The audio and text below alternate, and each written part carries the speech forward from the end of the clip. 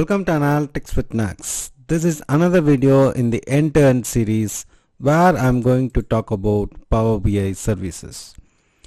Till now we have seen how to create your Power BI reports in Power BI desktop, and also we learned Power Query and other topics. So this Power BI services is meant for sharing and collaboration. So basically you developed your reports and it has to be shared to wider audience, and it is not only for sharing. What are the other features or benefits you will get once you deploy your reports in Power BI services?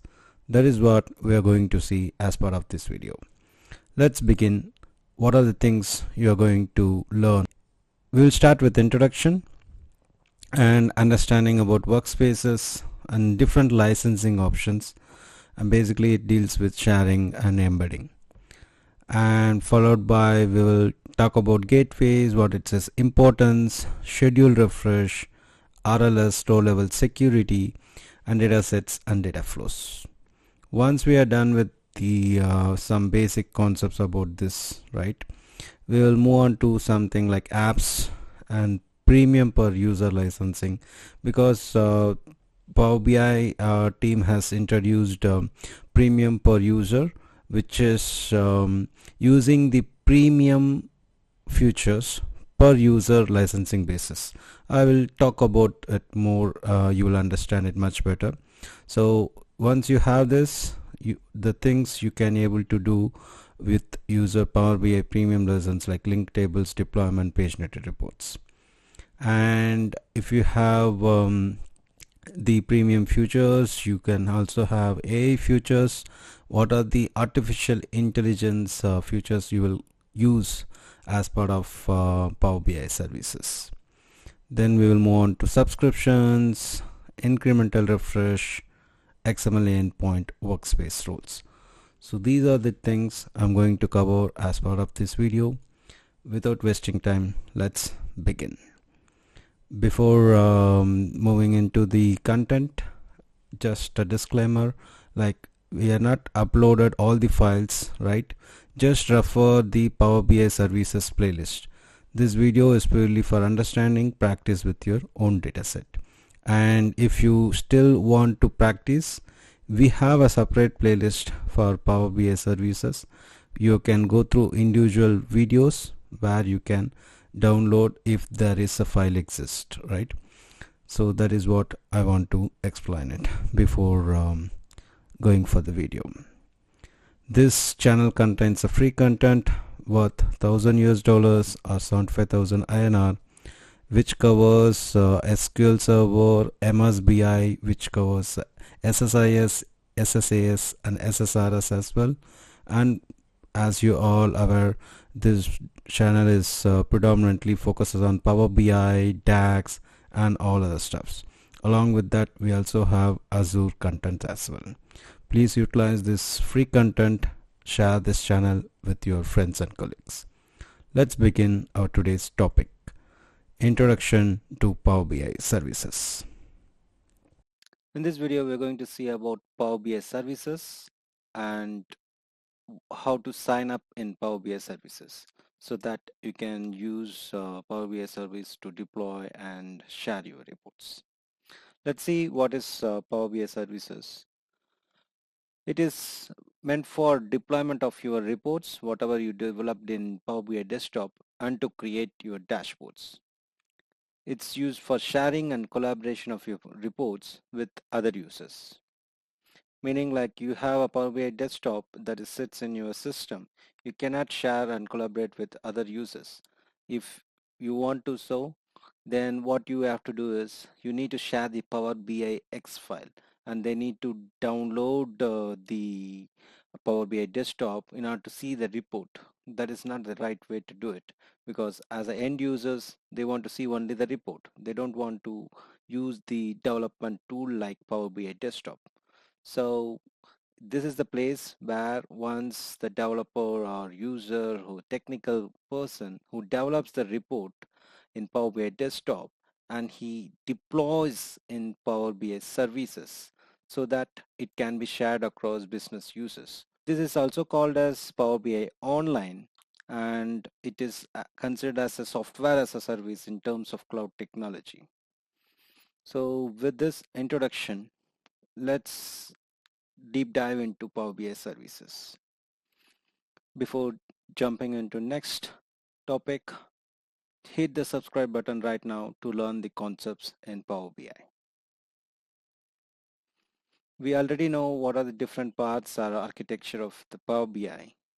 So we have Power BI desktop. We have seen a lot of videos behind that. If you haven't seen that, just watch my Power BI basics advanced playlist so that you will understand what you can do it in Power BI desktop. Today's main focus is on Power BI services, where you see you will develop the reports and publish it here in the cloud, and using your gateways you can able to access.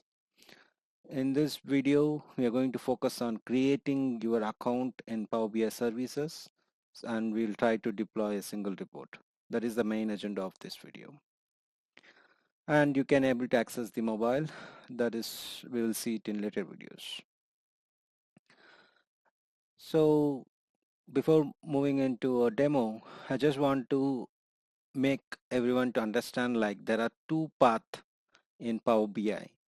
Everything, I mean, the Power BI service is available in cloud, and you also have Power BI services on premises. What are the main difference? So the desktop is here, and you can deploy and share for collaboration. You can go for cloud version.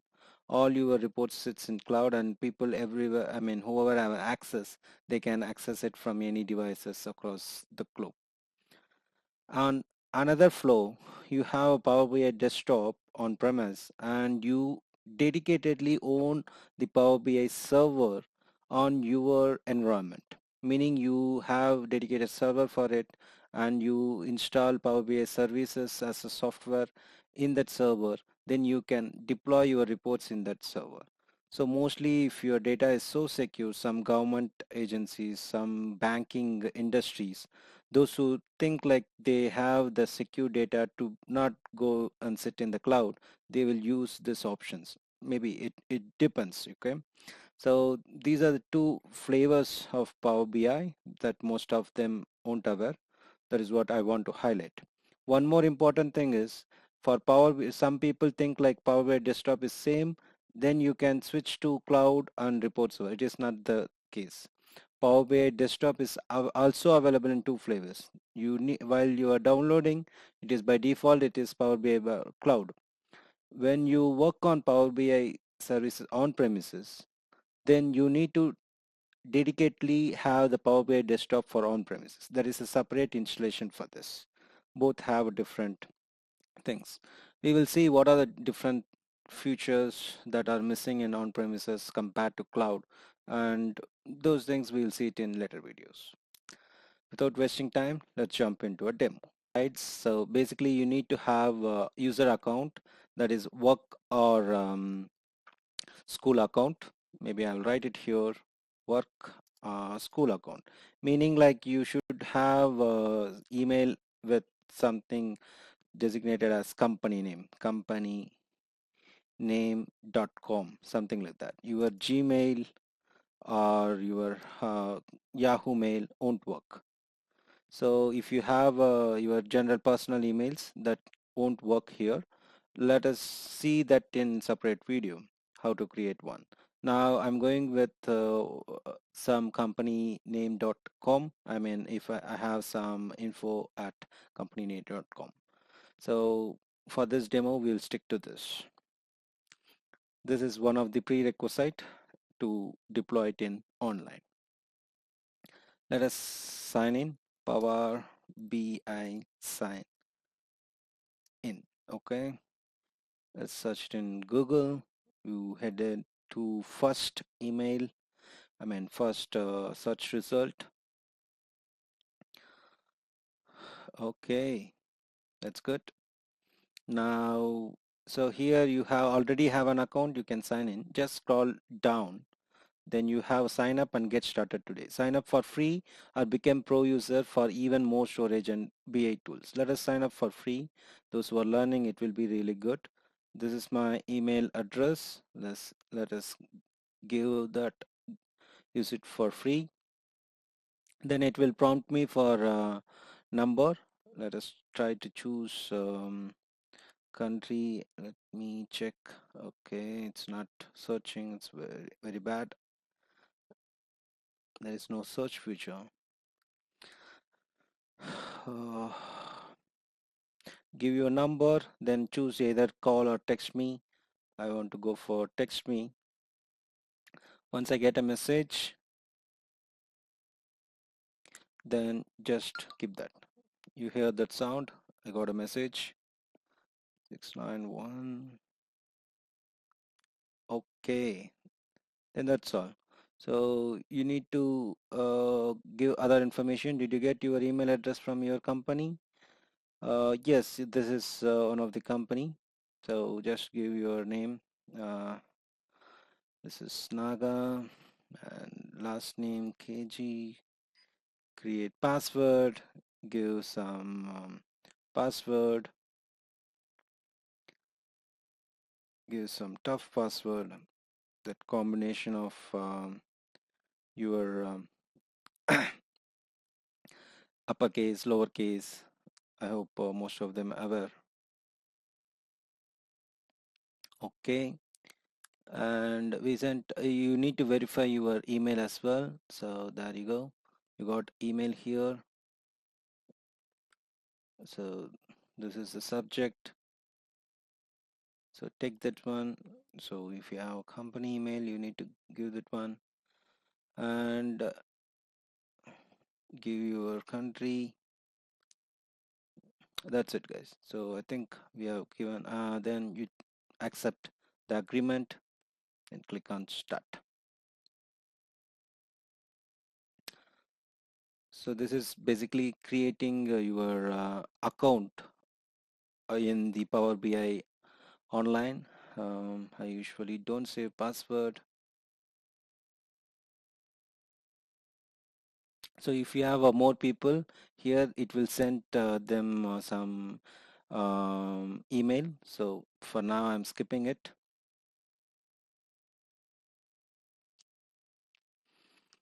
So that those people can be invited and they can also able to share. I mean, if you deploy a report, then you can share. That is the one step. It's just like referring your friends or colleagues. So it is trying to create me the profile.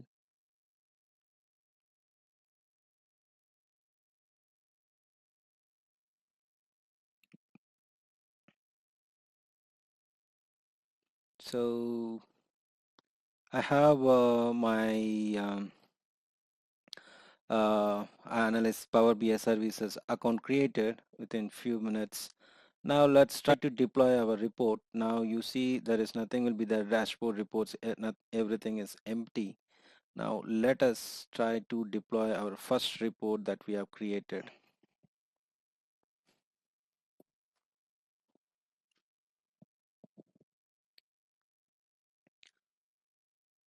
So once you are signed in, let us try to deploy this report in Power BI service and we will view this report in Power BI service. Let's try that. For that, either you can sign in here or you can click on publish. That will prompt you to sign in. Then give your ID, email ID, and click on sign in.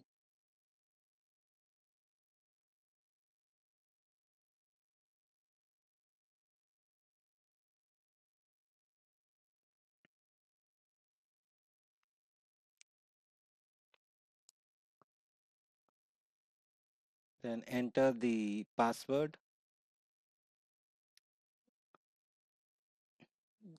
It's not your office password. It is the login password that just we have created.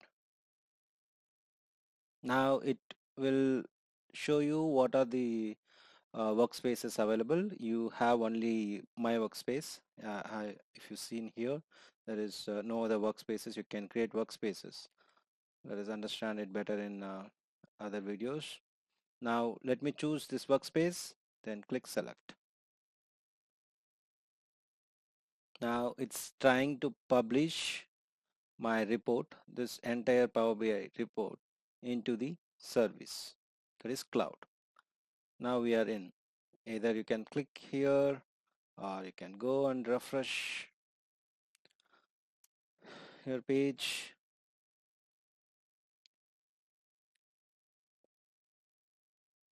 There you go. You can see your first dashboard reports here. Now let's click on here. Let's see your report in on cloud.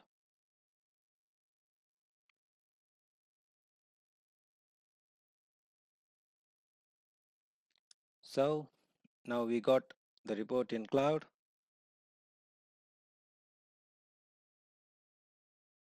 How to sign up Power BI services without having a work or school email account. Power BI services is meant for deploying your reports that developed in Power BI desktop so that people can share and collaborate with other users. Those who are having an email account with the company name.com or school email account, they can able to deploy without any issues. They just need to sign up using their account. But those people, those do not have the email account that is having company name.com. Instead, they have the personal email accounts like Gmail or Yahoo. They are not deploying the reports. They stop with Power BI Desktop. This is very useful for them or people, those who don't want to use their office email account, then continue watching. We have seen this Power BI services and what is Power BI desktop in our previous videos, and we have also seen in my previous video there is two flows, that is Power BI cloud flow, Power BI on-premises flow. Just watch my previous video if you haven't seen in Power BI services playlist. Now coming back to our topic, without work or school email. What I mean here is if you have your email like at companyname.com, then it is very easy to sign up in Power BI services. Just while publishing in desktop or sign in option, you can easily do it. For those who do not have it, there is two-step process. Let us see it. Those who are having only personal account like this. Step 1 is to create Office 365 account and get the Microsoft account created. Then you need to have that first step, whatever email account you had. Using that, you need to sign up to Power BI services so that you can start using it. Let us see it in demo. Go to Google, you type Office 365 E3. Office 365 E3 trial, because it is paid version, so you go for trial right now. This is to explore, okay? It is not a permanent solution. I mean to say you can practice using a trial period. Once you like it, you need to pay. That is the point I want to highlight. So let us go for free trial right now.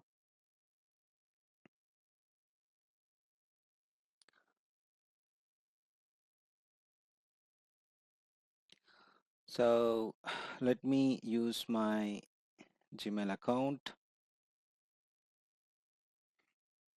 So it looks like a need to create a new account. It says like you don't have any Microsoft account with us. Let's say create it.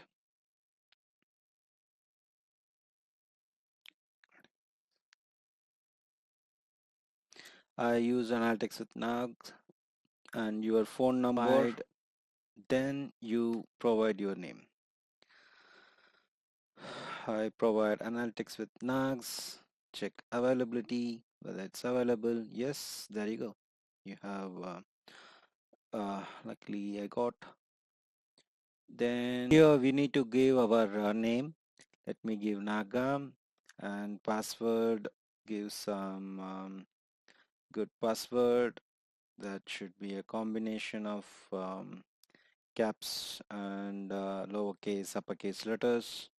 So just you want some tips and other things, you just press If you don't want to, just uncheck it. Select partners, they can share, just see it whether you want it or not. Just press sign up.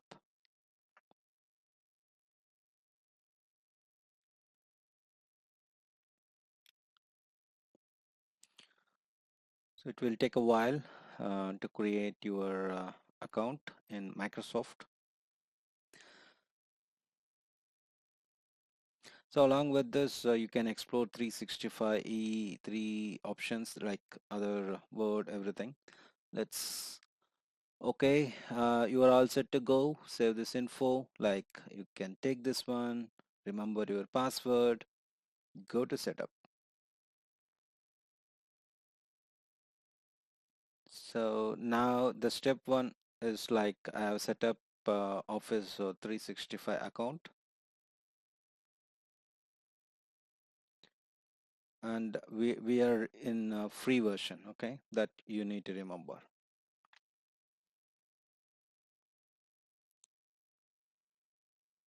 Now, and you can use that email and you can deploy it. Let's deploy this report. Let's try to log in using our user app.powerbi.com. So there is an account added. Okay, this is the account. So I'll try to log in using that account, Microsoft account. Provide your password.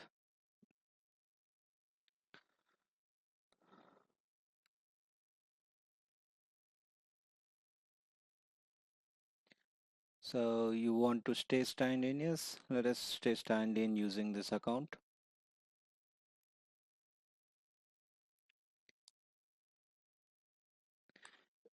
Basically, now it checks for that user. You need to sign up, okay, in the Power BI. This process is similar to, see, you are using with another Microsoft service already. To finish signing in Power BI, sign in with your existing password. Yeah, you can say sign in. Yeah.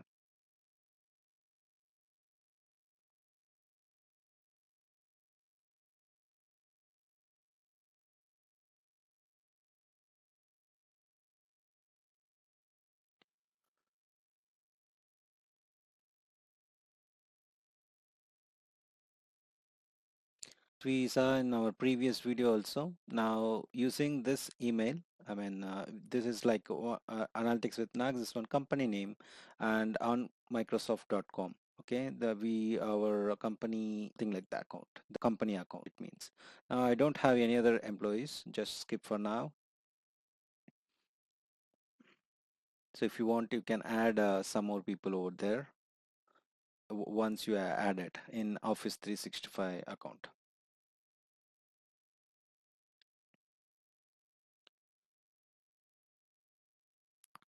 If you saw in my previous video using the company account, it asked me some of the few details like name, other things. So now it doesn't ask me anything, since all the information it is fetching it from Office 365 account that we have created just now in this video. So now you see here, you don't have anything over here, like my workspace is empty, dashboard, reports, workspace. Let's click on this and let's explore this little bit on my workspace later. Now I hope we have created one Office 365 account. You can go and deploy the report here by changing the username. I logged in using my company account. I can log out and I can use the new account I created here, that is naga.analytics on microsoft.com, and I can deploy it. So let us sign in using new user created.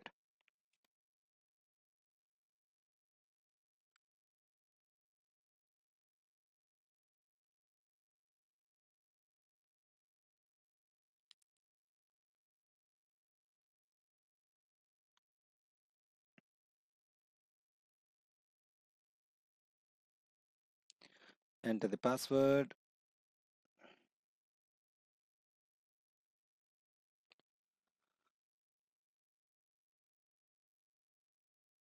We have now we have signed in using our new account created.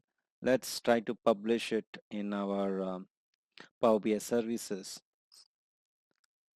Publish. Yes, save it. So I have only one workspace, that is my workspace. Let's deploy it there.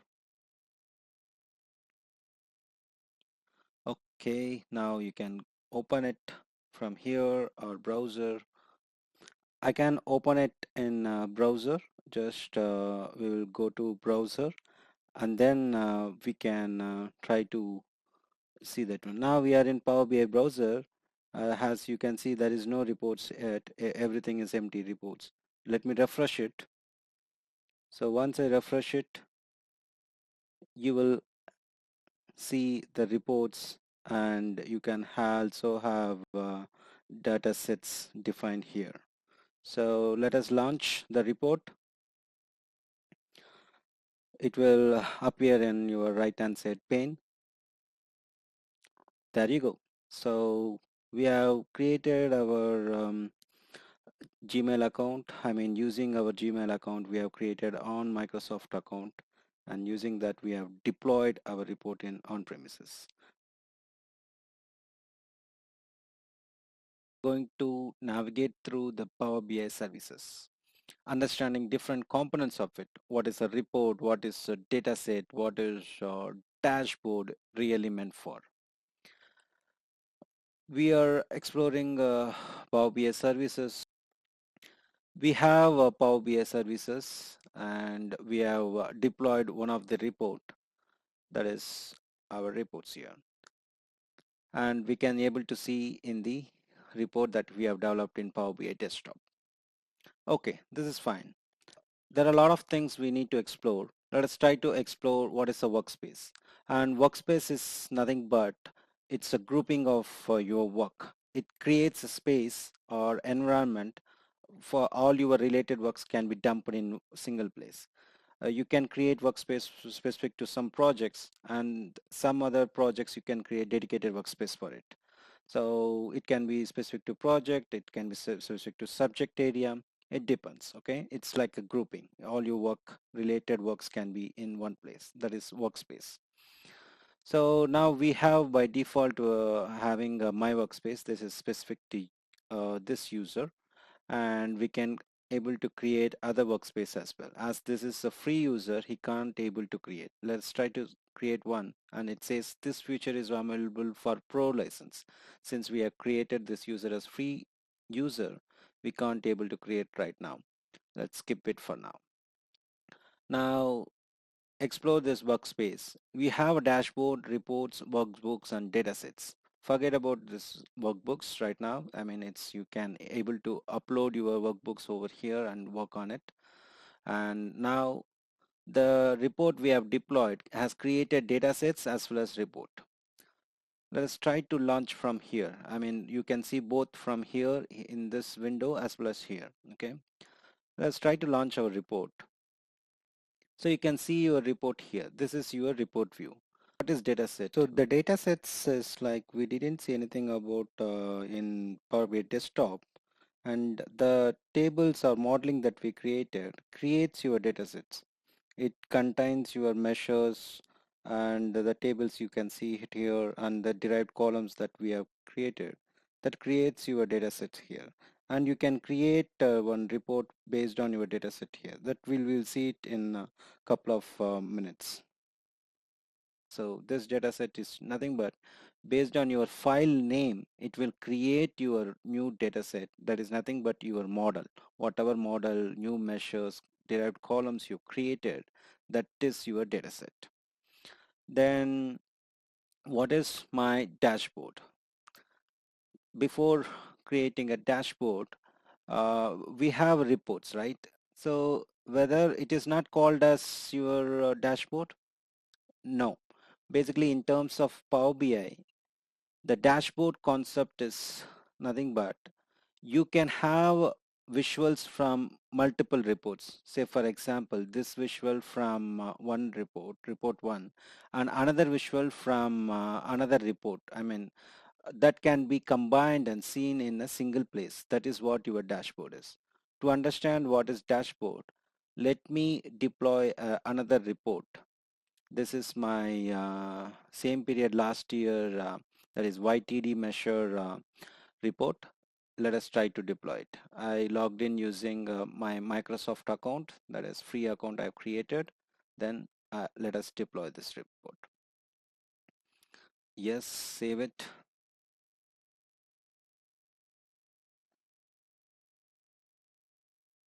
So I will deploy it in my workspace. With this name, this is your file name, you will have a new data set created with this modeling, dim date, product master, SS, sales, whatever measures, everything created will be available in a new data set.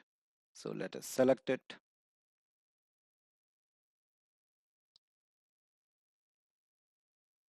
It's publishing. It's done. Let us go here and quick refresh.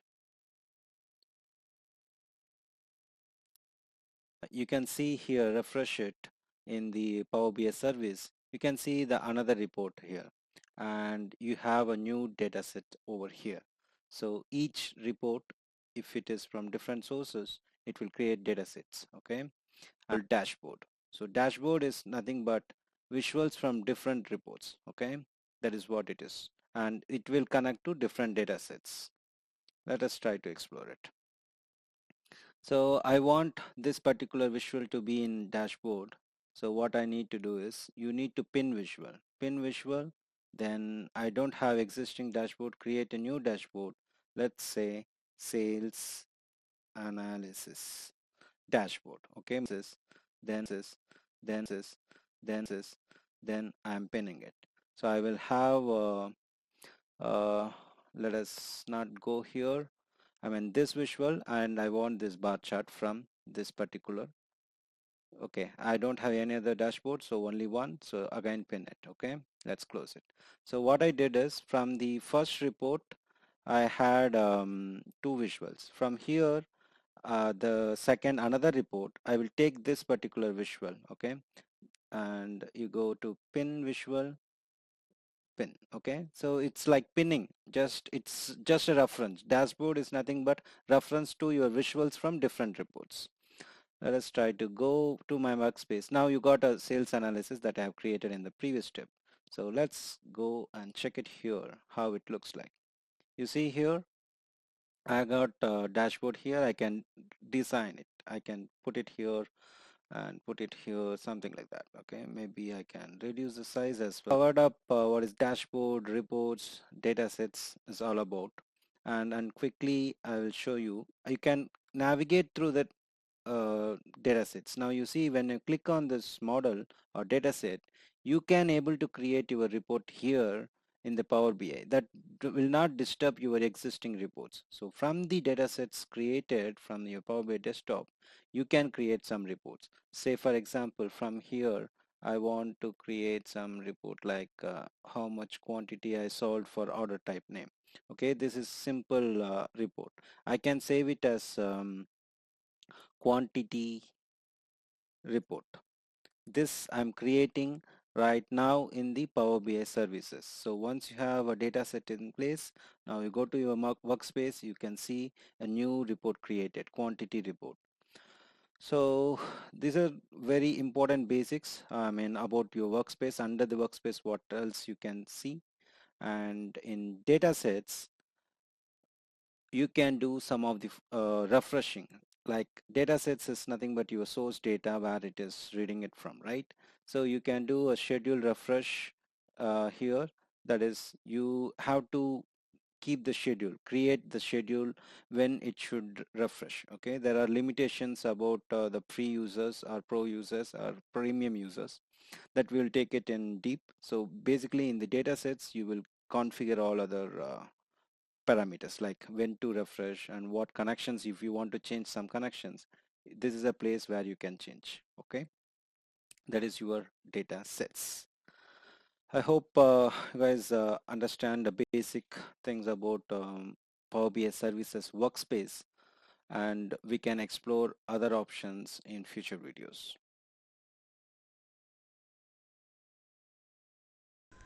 In this session, I'm going to talk about licensing part of Power BI, or in other terms, how much Power BI will cost you if you start using.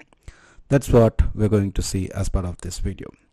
If you're new to this channel, hit the subscribe button and press the bell icon for notification. Let's begin. Before going to the content, I want to just give you info like Power BI desktop is absolutely free for anyone. Like you can be using Power BI for personal use or organizational purpose. Either way, Power BI desktop is absolutely free. So what it comes with licensing or pricing, when you start deploying a report in services and you want to share with others, there comes a licensing part of it. That is what I want to make you clear. With this note, let's see what are the different licensing options. We have a free license, pro license and premium license. In premium, we have two varieties like premium per user, premium per capacity. So what is free licensing? So once you develop your report and you want to publish your report, right? And once you publish it, you can deploy it in your My Workspace. So you can utilize for your personal use, right? In those cases, you can go for the free license. This is used when you are creating for your internal reports, and that can be used only by you, but you want to access it outside your desktop applications or your laptop. So in that cases, you can go for free licensing. What is the pro and the disadvantages is like you cannot have a sharing option. You don't have rights to share your reports whatever generated by. That is the disadvantages. As it says free, you no need to share your report. In that case, you want to use only for your purpose, then you can use Power BI even on cloud. But this report, the report you have created, has to be shared to someone. Then the person whoever sharing, right, has to get a pro license, at least a pro license, and whoever wants to see that report, he also should have a pro license. So both parties, the person who is sharing and the person who is consuming the report, both should have a pro license or premium per user or under the premium licensing. So this is the concept or the licensing options available. In order to share your report, you need a pro or premium licensing option. So what is the difference? What are the features you will get between pro and premium? That we will see it in the next. So the core difference between the pro and premium licensing is in terms of cost. Pro is the basic licensing option where user can able to share your reports. That will cost $10 per user. And whereas the premium, as I said, there are two flavors. One is per user, which will cost $20 per month per user, and for per capacity basis it will be $4,995. We will discuss these two difference between per user and per capacity later. And what is the, either you should go for pro or premium. That is the confusion people will have. So the cost wise we are clear. And what are the features, the extra features, right, that will you get when you go for premium instead of pro? Let's try to check it out. So pro users can have mobile app access and publish. As I said, you need to get pro or premium license to share and collaborate.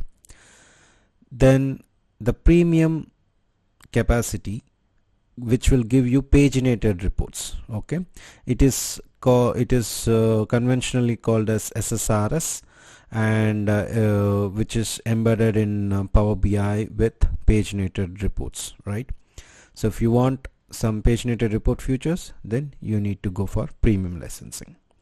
Then you can see the difference between per user, per capacity. It is per user licensing it is not applicable. On-premise reporting with Power BI report server. So if you have a capacity, you can also have Power BI reporting server. That we will come back later. Now the core difference is over here. In terms of storage, in Pro user you have only 1 GB, whereas in Premium you got 100 GB. You see how the huge difference for paying $10 per user licensing in Premium. And also refresh rate is 8 per day for a dataset. Here it is 48 times per day. So meaning like every half an hour you can able to schedule your data refresh. So how quickly your reports get your latest data, right? That is what this refresh date is all about. And all other features are same, AI visuals, other things. Then importantly, you can get advanced AI, text analytics, image direction, these features in your Premium licensing. Also data flows, very important concept, that also you will get it in Premium licensing. And more the very important over here is maximum storage is 10 GB per user. Here it is 100 TB. So these are the differences, right, when you want to go for Pro or Premium. So when you ask me which one I need to choose, I'm going very first time for Power BI. Obviously it is the basic plan. You need to go for basic plan Pro licensing, which will give you most of the features in Power BI. Then when it time comes, like you want to utilize other features which is not available in Pro licensing, like Paginated Reports or the advanced AI options, or it can be some storage issues, some refresh issues, then you can think of moving or upgrading to Power BI Premium per user. Basically like start with here, then always you can able to upgrade to Premium per user licensing. So when we need to go for Premium per user and Premium per capacity, for huge organizations with a lot of users base, like they have thousands or 10,000s of users, want to generate on their own, right? In that case, Premium per user doesn't work out. In those cases they can go for Premium per capacity. So because number of creators and consumers are more and people are actively utilizing Power BI, then this will be the choice for them. And Premium per user is like SMEs or even with big organization, only very few developers are there and the consumers are different, then consumers can have a Pro license. So it is here and there they need to compromise, like what features they are using and who are consuming, right? So it is very difficult topic to explain it in a single video. Like based on the organization use, people has to choose which one suits for them best. So this is about licensing. And next we will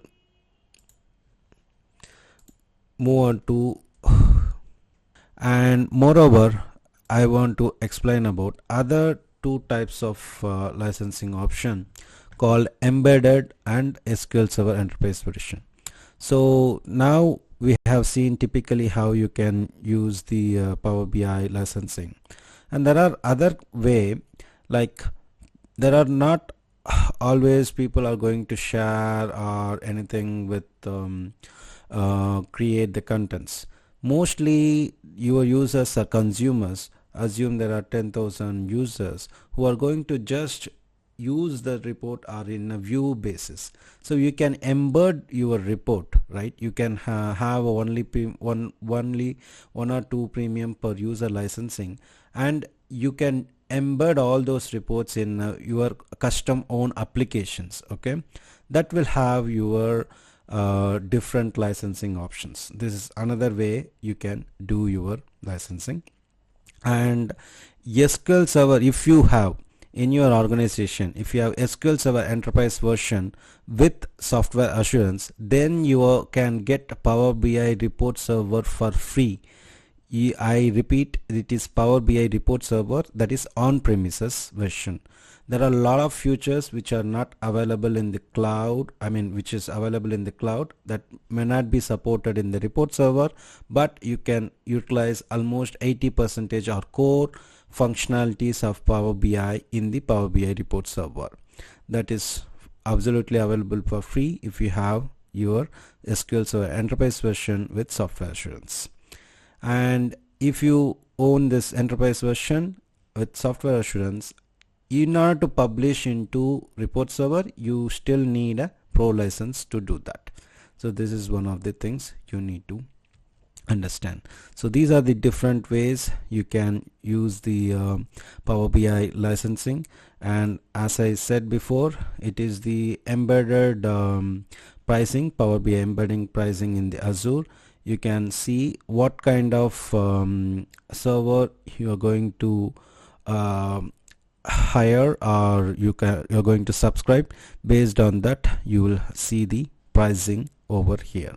So if you go for A1 node type and with virtual cores, then it is 3 GB RAM, then it will cost you $735 per month, because assume like there are 10,000 20,000 users who just sees the report. There is no point in getting them pro or premium per user licenses just for seeing the report.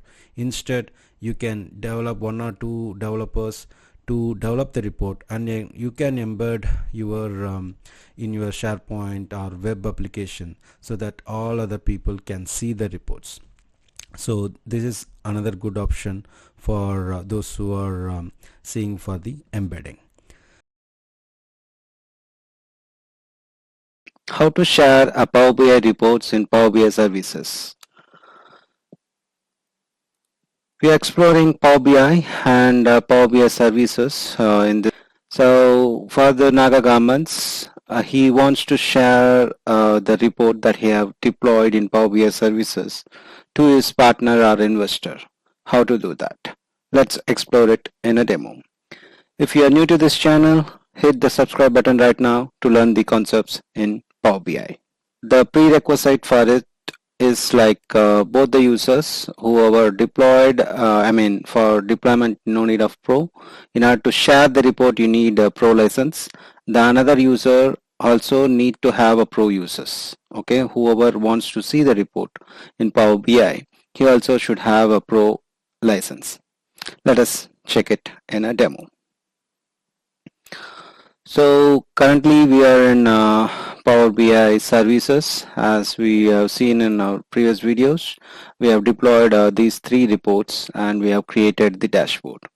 So either people can share the dashboard or the reports.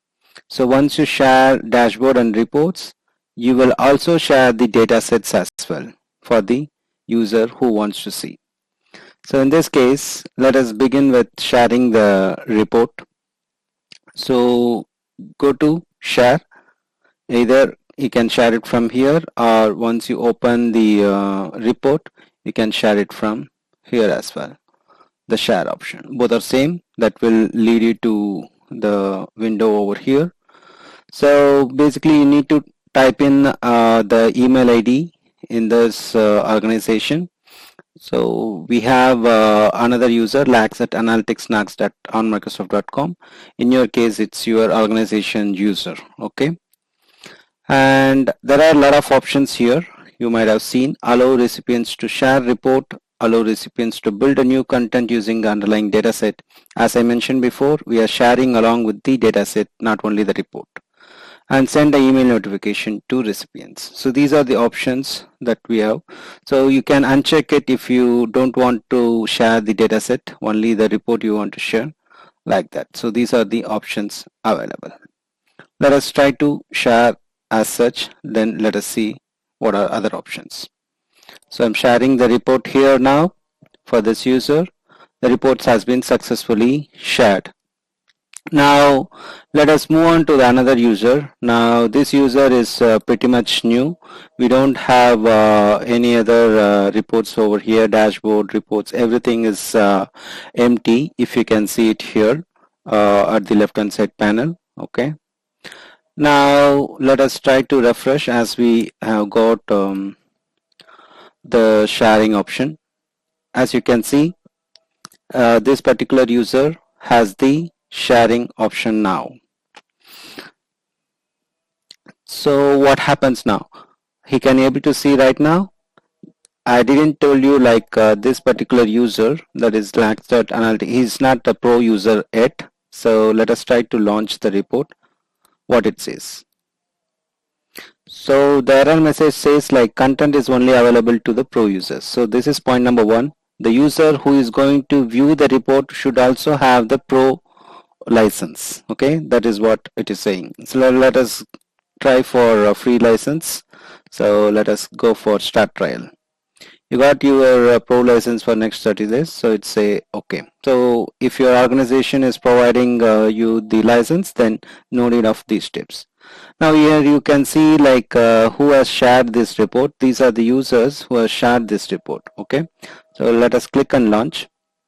Now this analytic, the another user, the lax user also can able to see the report. He can able to use all the functionality of the filters, filtering, everything can be applied to this user as well. So this is a basic of your sharing of your reports. Now we are back into the main user, the initial user of this report, and let us try to explore other options. Like now you can see like you don't want to give restricted access to this user. So how to do that? So there is something like access, right? So now here this user, he can able to read and reshare the permission. Now you can give only the read option. Okay, or if you don't want to this user to be removed, then you can remove the access. So this is where you can control the access mechanism in this portal.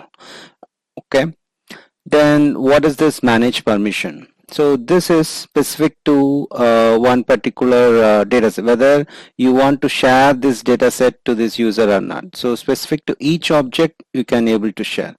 Let us try to click on this. So whether you want to share the data set or not. Okay, that is what remove access for this data set, and whether you want to give access only to the reports or not. So like that, each object, individual object, you can able to provide the access to the user. That is what this manage permission is all about. So I hope we are clear about how to share the report.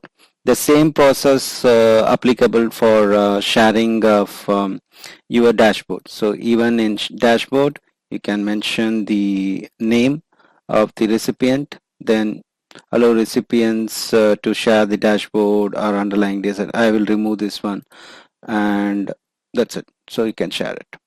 So now when we go on to another user, that is lax user, then go to home, just press refresh. See here, he got see, you need to go for shared with me. Okay, it is shared with me. It will not come under his workspace. Okay, it will not come under workspace. Workspace is nothing but something we are working on. Okay, so it will not come under in that workspace. It will be come under shared with me. So this user shared this particular dashboard and this particular report. He can able to see same dashboard whatever the main user has created. So now the business has shared his report to his partner, so he can able to verify it, and he is feeling happy. That is different story. About how to view your Power BI reports in your mobile devices. It can be a cell phones or tablets, and these devices can run in Android or iOS. So the Power BI mobile app is available in respective stores, and you can download it. So we have seen the Power BI desktop in our Power BI Basics and Advanced playlist, and we have started Power BI services in this playlist. Now we are going to see on how to access your reports in Power BI mobile. If you haven't subscribed to this channel yet, hit the button right now to learn the concepts in Power BI. Let's jump into a demo, how to view our reports. So for a quick note, we have already developed some reports for Naga garments, and we have deployed reports in Power BI services. Now this video is all about to view these reports in your devices. Now I have connected to my mobile, and you can see I have downloaded Power BI already. So click on it to launch it. As I mentioned before, we have two things, Power BI and Power BI report server. So the report server is on premises and Power BI is your cloud. So in this case, let us sign in to our account, that is the on-premises account that we have used for deployment. So now we are in Power BI server. We are going to use the Power BI server services. So let us try to log in using our account. So it's naga.analytics nags on microsoft.com. Okay, now it's asking me the password. Okay, once I key in,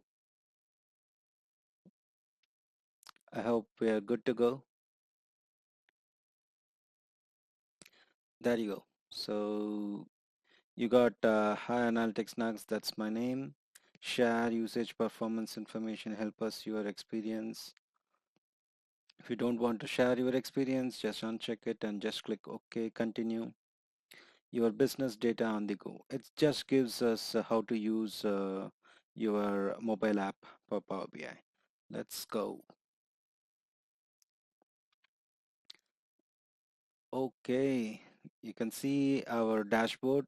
If you remember, if you see in my previous video, that we have created one dashboard sales analysis, and we had created three reports. The first dashboard inline is deployed, and V20 SAM period last year, these two reports we deployed from the Power BI desktop, and quantity report that we have created from Power BI services. Let's try to launch first dashboard in online. Okay, it's saying me, let me rotate. Okay, there you go. So you can see the same report that we have used and deployed in the Power BI's desktop. We have seen this report. If you guys following my channel, you have seen how I created this report, and I deployed in the Power BI service. The same report I can able to see it here in mobile. I'm scrolling down, and even I can do all the filterings, everything will work. Now I'm trying to filter casual wear,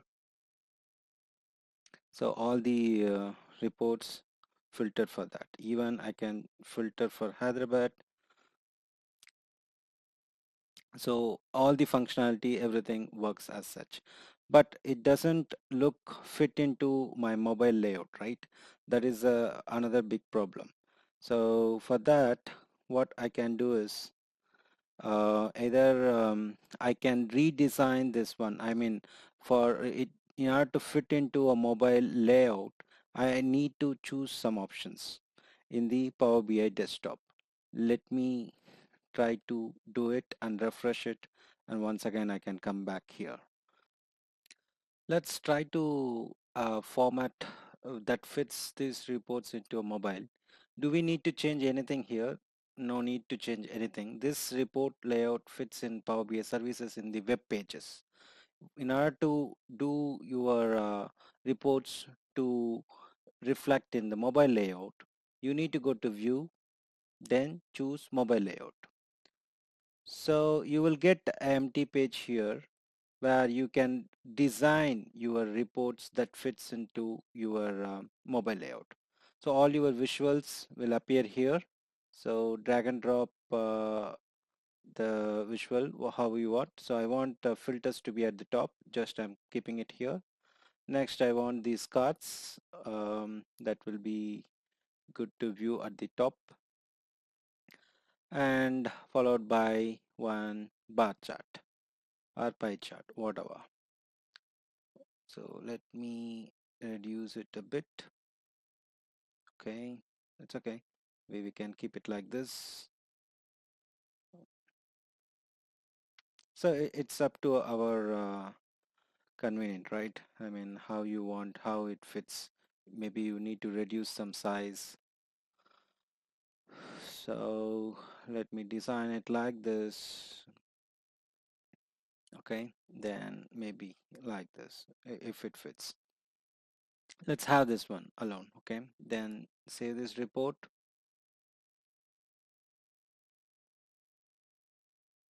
So your report is not changed like this. In the mobile layout you can see these things, but when you switch back to mobile layout you will have actual layout here. So that's what it is. So now in mobile you can see reports like this. Okay, let me add the remaining images as well, that is visuals, quickly, then we will redeploy it.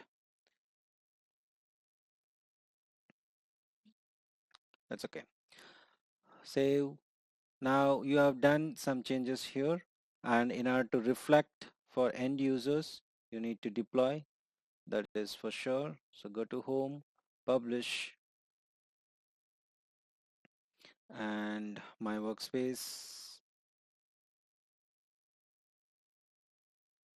It's saying replace. Yes, it has to replace.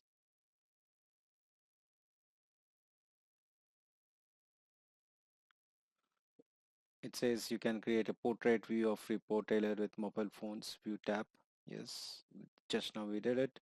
That's okay. Now let us see it in our mobile. That will take a couple of minutes. Let's try to refresh and see. So just I want to refresh. Let's go to home. Let's see how it looks now. See, as soon as I deployed here, this icon has changed. What I'm trying to say is, as soon as I deployed here, this icon has changed here, which is fits for mobile layout. Let us launch our report that we have just now created for the mobile layout.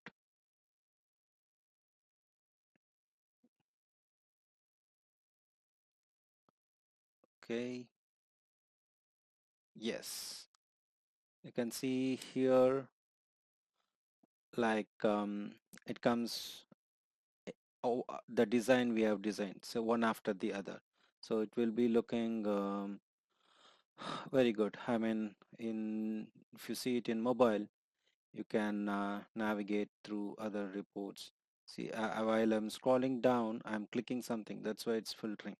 So let us double click it, double tap it. So in order to zoom in to particular visual, you can always go and choose this one, just like that. So you can go on focus mode of particular visual as well. I hope you guys understood how to deploy your reports in services, and as well as how to access this in mobile, and what is the use of mobile layout, how it will be utilized.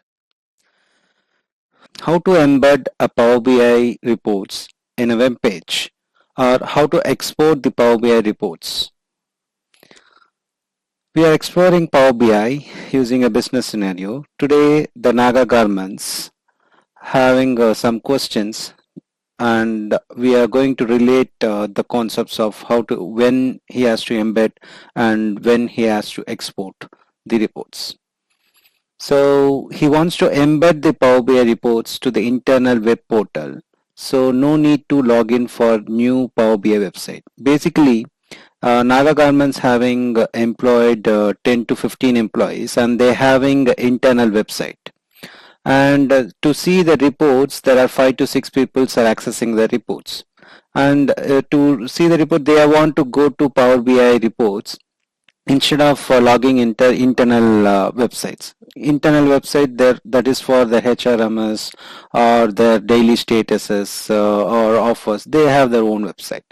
They want to embed that report in the Power BI reports. If it is embedded in the internal website, then no need of going for Power BI reports. So this is one of the important option. They want to go for it. So that is where they want to embed the reports.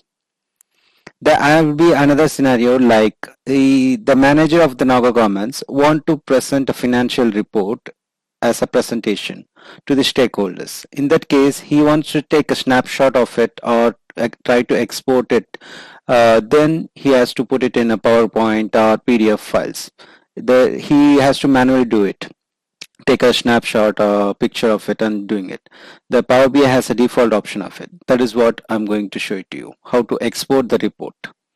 Let's explore these two things in a demo. If you're new to this channel, hit the subscribe button right now to learn the concepts in Power BI. So first we will see how to embed the report.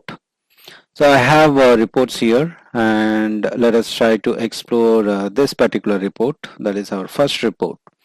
And you have a lot of options in the file menu, like embed, embed in SharePoint, publish to web, export, everything. So this embed and embed SharePoint online more or less similar.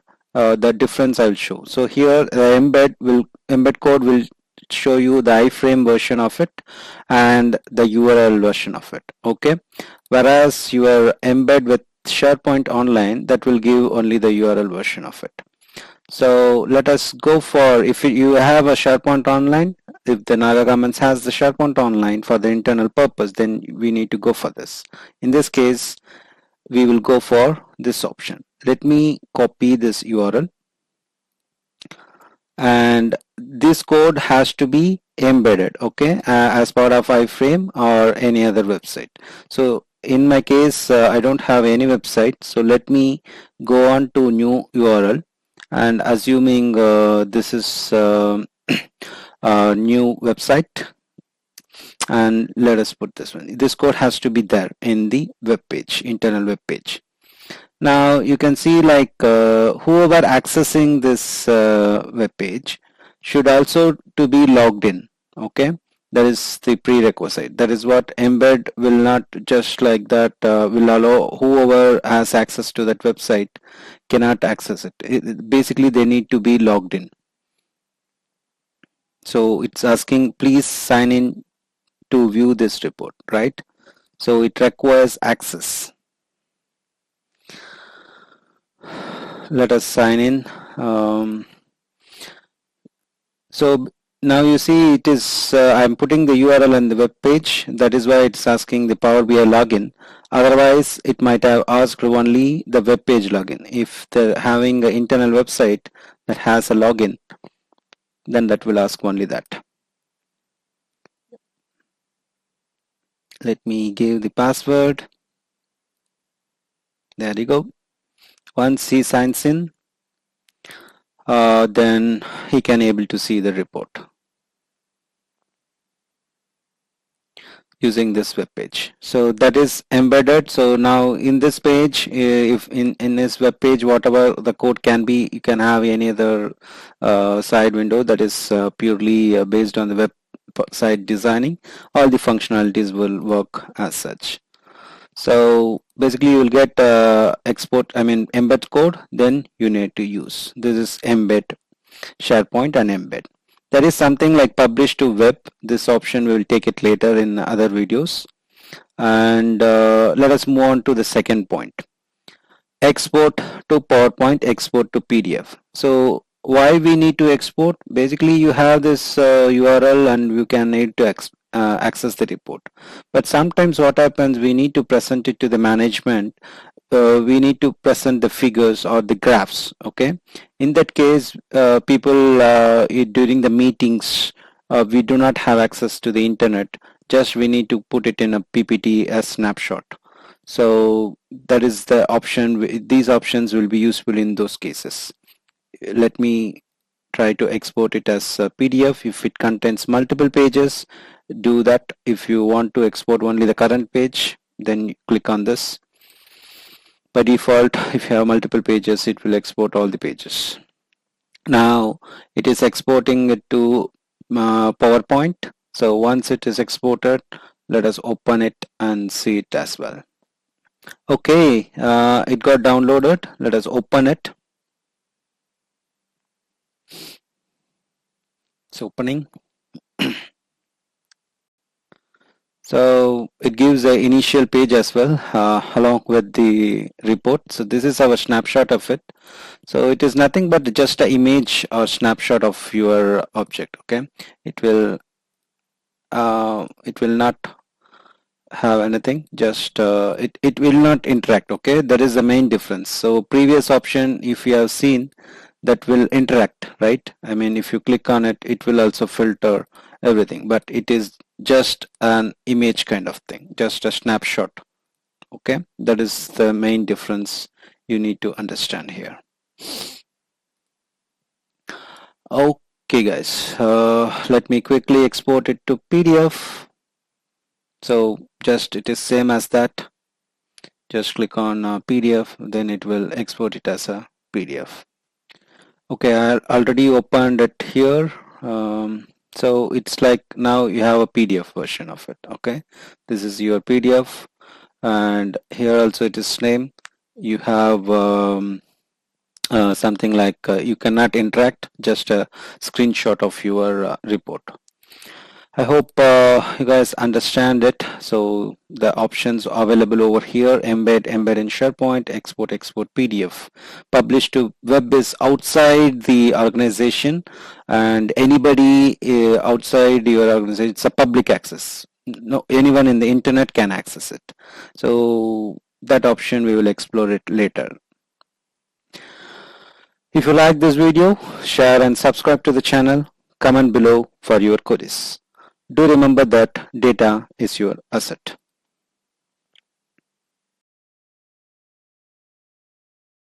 What is gateway in Power BI? When we need to use the gateway options in Power BI. We're exploring business scenario, Naga Garments, and using this business, we are trying to understand how he can take the advantage of Power BI to enhance his business. Today he got a question like, he wants to refresh the data in Power BI services from the Power BI file in a desktop. Meaning like he already deployed the report. If you're watching my playlist, just watch my previous videos. That this Naga Garments has deployed the reports in Power BI services. Now he can able to access it. The underlying source for this report is like Excel that sits in his desktop. So now he wants to update the data in the Excel so that it will reflect in the Power BI services report. How to do that? In order to do that, he need a gateway. Let us see that in next slide to understand better about gateway. So we need a gateway if you are having a database or files or your underlying data sits in your on-premise server or your desktop, then you need a gateway from a cloud, I mean Power BI service, to contact your data in your on-premise. On-premise is nothing but your system, local system or your internal server, that is called on-premise. So when we need a gateway, like this is the Power BI services that sits in the cloud, right? And we have a gateway here, that is your on-premise. In the on-premise, it is like a connector between your cloud and the underlying data in your on-premise. On-premise is your local system or servers that you are internally maintaining. So if you are having your data in DB or files, then this gateway is like intermediate between. It has some mechanism to securely transfer your data from your internal system to the cloud. That is what the gateway does it. So it maintains your credentials, all other things it maintains here. That is what it meant for. So there are two steps involved in it. First is to install a gateway on your local machine or on-premises system. Here we need to install the gateway. The second step is to schedule refresh on cloud, so that whenever the data get updated in some frequency, you will get a scheduled refresh in the cloud, then your data get updated.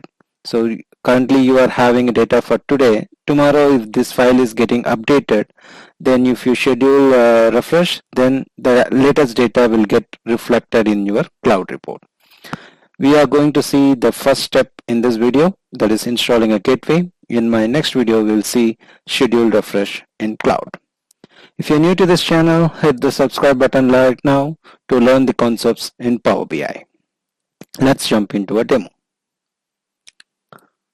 We are in Power BI service now. So how to download it? Just you can Google it using Power BI gateways, but easiest way is like go to this icon, that is download icon, where you can find the data gateway. Okay, that will lead you to directly to the gateway download link. One point to highlight here is like there are two modes, that is the standard mode and the personal mode. What are the difference? Let us see it here. Right, this is the standard mode and personal mode. So the standard mode is required for some reasons, like you need a direct query support or support for live connection. Basically it is for enterprise, that is organization level. You need to go for it, then use standard mode. If it is a personal mode, you need to download the personal gateway. There are two different gateways. Based on your requirement, you need to appropriately choose. In this case, I'm going for a personal mode, since I'm going to show the demo in Excel, that is from my local. So let it download.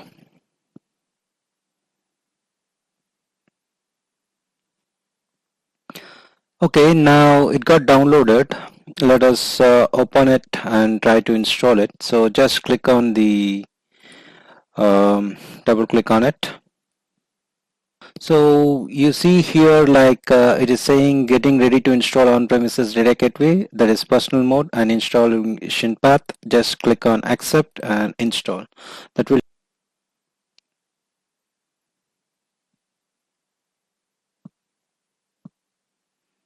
So it is as quick as that. So it is. Now we have installed it. The thing is like installation was successful, and the email address to use this gateway. So this email address is for authenticating or logging in into this gateway. Okay, so I'm giving the user. So this gateway logged in. Okay, this user can be a pro user or free user, anyone.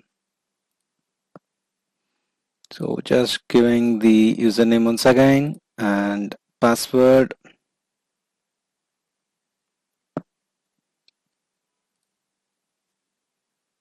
Okay, now we got that the gateway is online and ready to be used. Okay, now this is the thing we need to see. It is recommended to restart a gateway every time you make changes to the gateway configuration file. That's fine.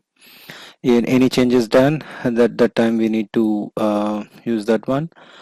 Now it's fine. So the step one is complete, that we have installed it. Let us quickly go and check in our Power BI.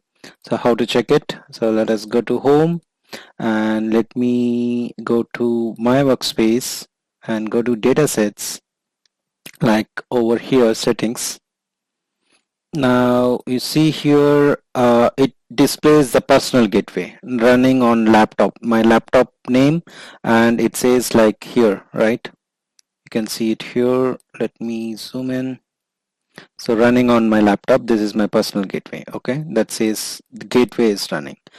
Now what about these two, like this customer text and v2.sales is the data source in my local system, so I need to edit it. Okay, so I need to specify Windows without impersonation privacy level. You say public or none. You say sign in using this user, that is whoever has. Now it got connected. It is connecting to my laptop. Okay, using this credentials that I provided. Now these two users have data now. So now we have successfully set up a gateway that will from the cloud that will connect to my local system the particular files. Okay, let us see refreshing this data in my next video.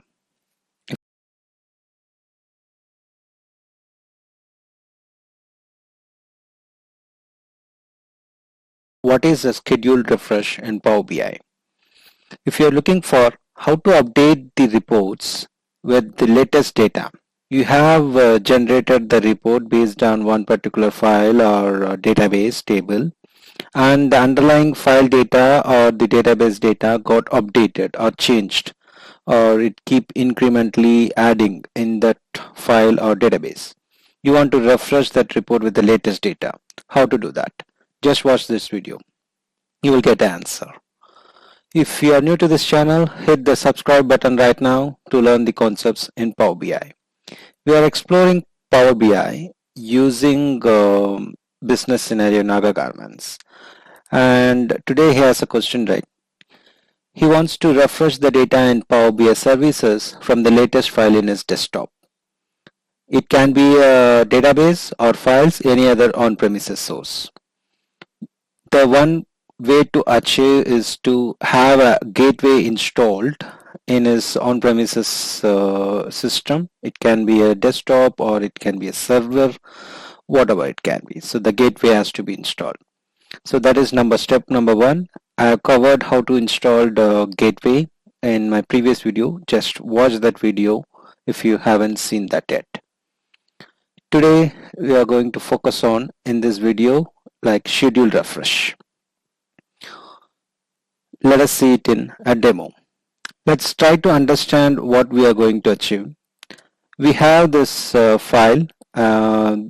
Using this file, that is V2 sales data, we have developed the dashboard. That is item amount. The total sales amount is like here. It is like 415350. This is our total amount. That is what it is reflecting in our dashboard. Let us see that one.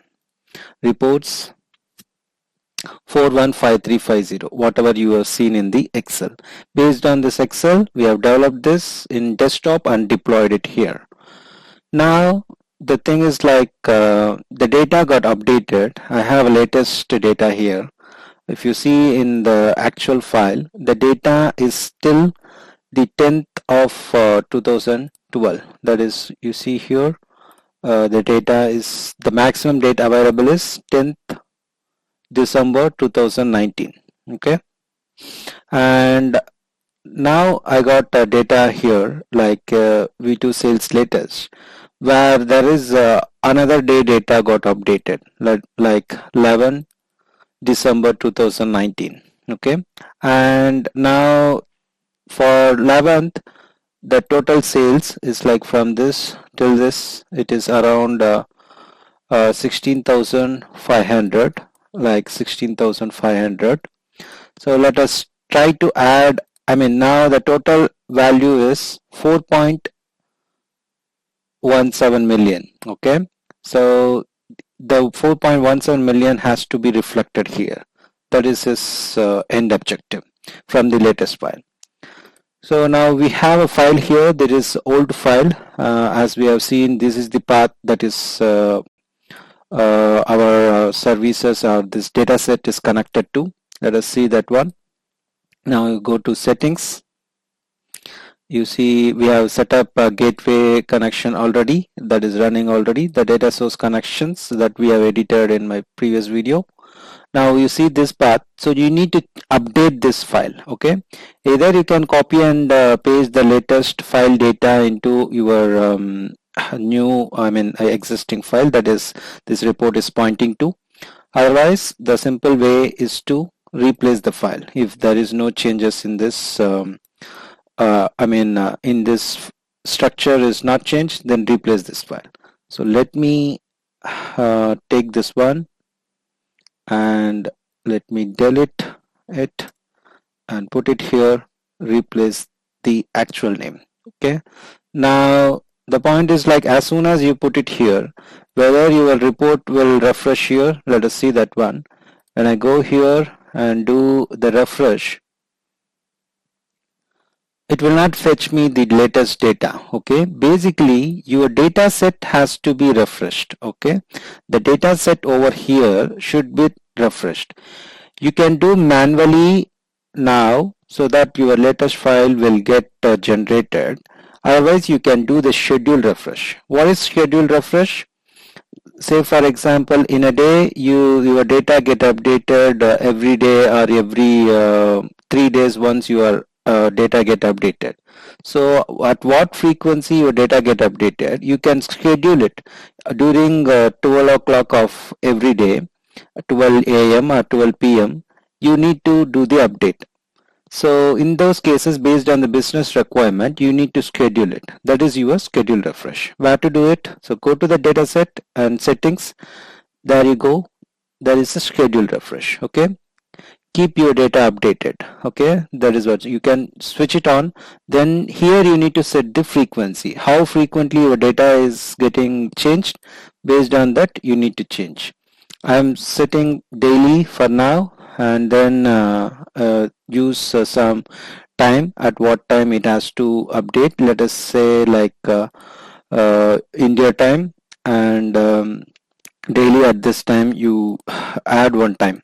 Say for example 2 a.m. Okay, 2 a.m. Every day, maybe 2 p.m. 2 p.m. every day it has to update. You see, if you find like you need to update 2 to 3 times, you add another time. Say for example 6 p.m. you need to update. So daily 2 times it will get updated. So this is the one, and you no need to send notification to any of the failures. Then you can mention your email.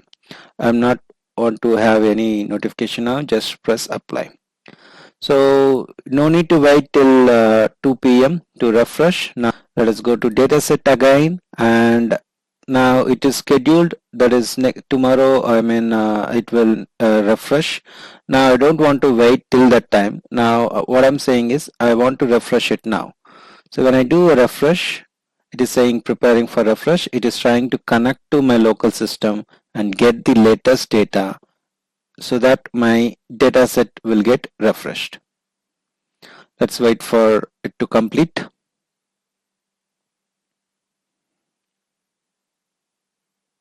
It's completed. So now you can see the history. Okay, where is that?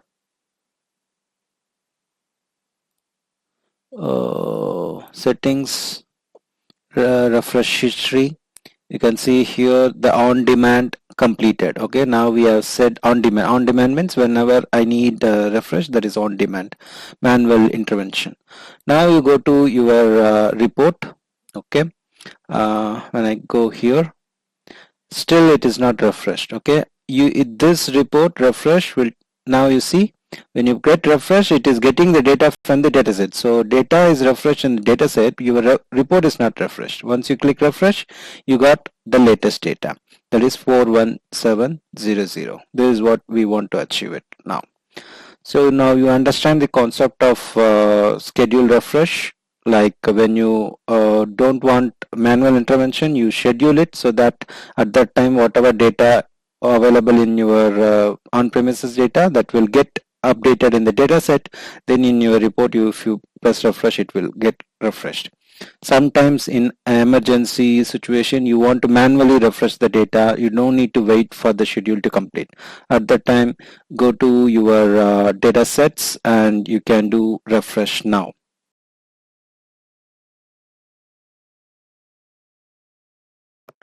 What is row level security in Power BI, or in short RLS in Power BI? Let us try to understand what is this using our business scenario, Naga Garments. We are exploring Power BI using this garments business, and today he has a question like, the manager in Bangalore should see only his data. We have seen in our previous video, like we have developed a dashboard and we have deployed it in the Power BI services. As soon as the manager of the Bangalore branch logs in, he should see only his data. And we have shared his report to all the managers of Chennai, Bangalore, Hyderabad. Right now they can able to see all the data irrespective of the filters. So how to do it? This is called row level security, basically applying the security restriction at the data level. That is what the name called row level security. This scenario can be applied to many other business scenarios, like it can be applied to regions, it can be applied to departments, it can be applied to different products. So there are different business scenarios you can use. Let us see it in a demo. If you're new to this channel, hit the subscribe button right now to learn the concepts in Power BI. We are in Power BI desktop now. We are familiar with this report. The same report, we have deployed it in Power BI services as well. Now, he's a user who has created this. I logged in using Nags, okay, Naga. So he's admin, or he's the main user who created this. Whoever created has all the access.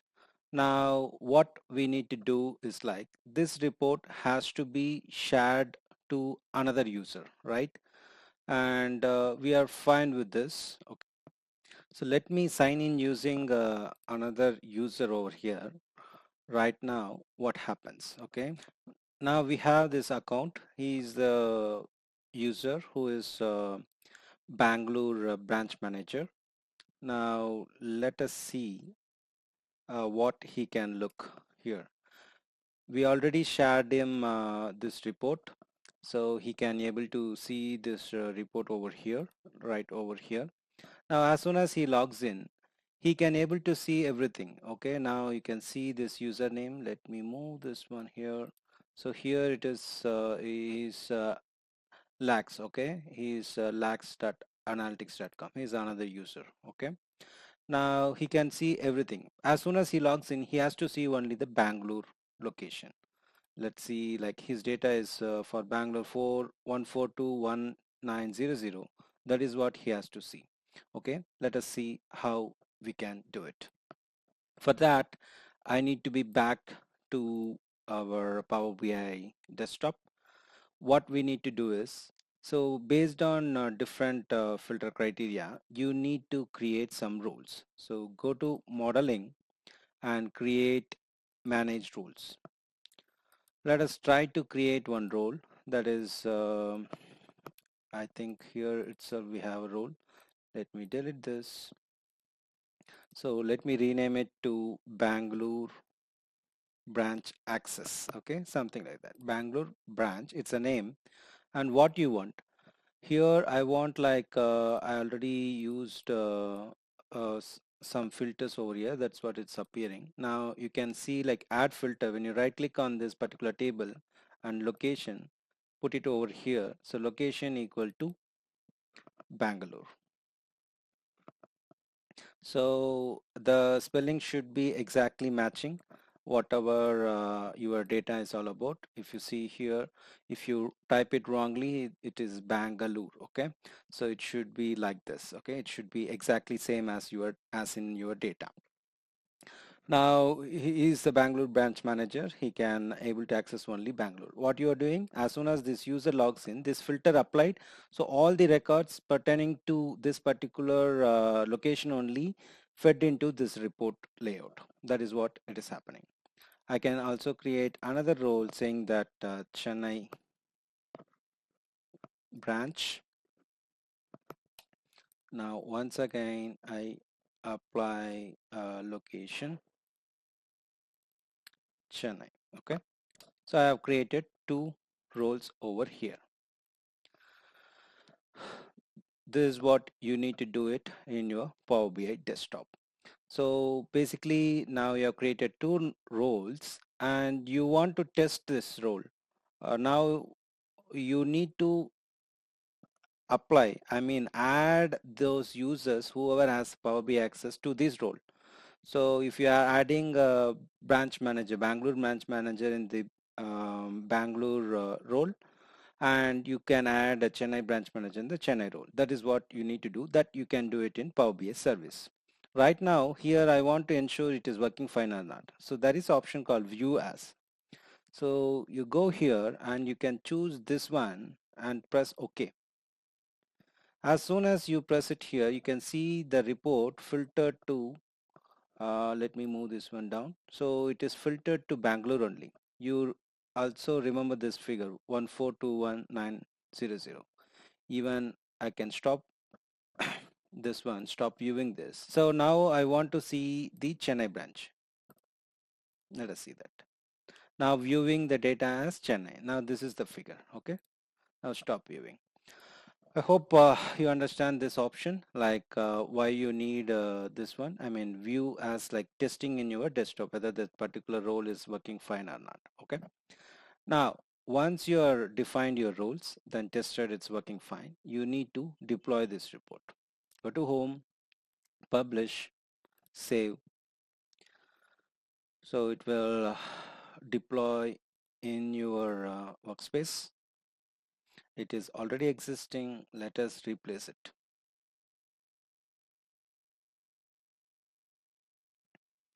Now once you deployed, just move to your Power BI report, then go to your datasets. Okay, basically you are not doing anything over your reports. You are restricting the row level security in the datasets. You need to go to datasets, then security. There you go. Here you have like two different roles that define. You need to add users over here. For him, I want to add this user. I have only this user. I just added. For him, I don't have any other users. Just ignore it. So for now, we have added one particular user here as a Bangalore branch manager. This is done.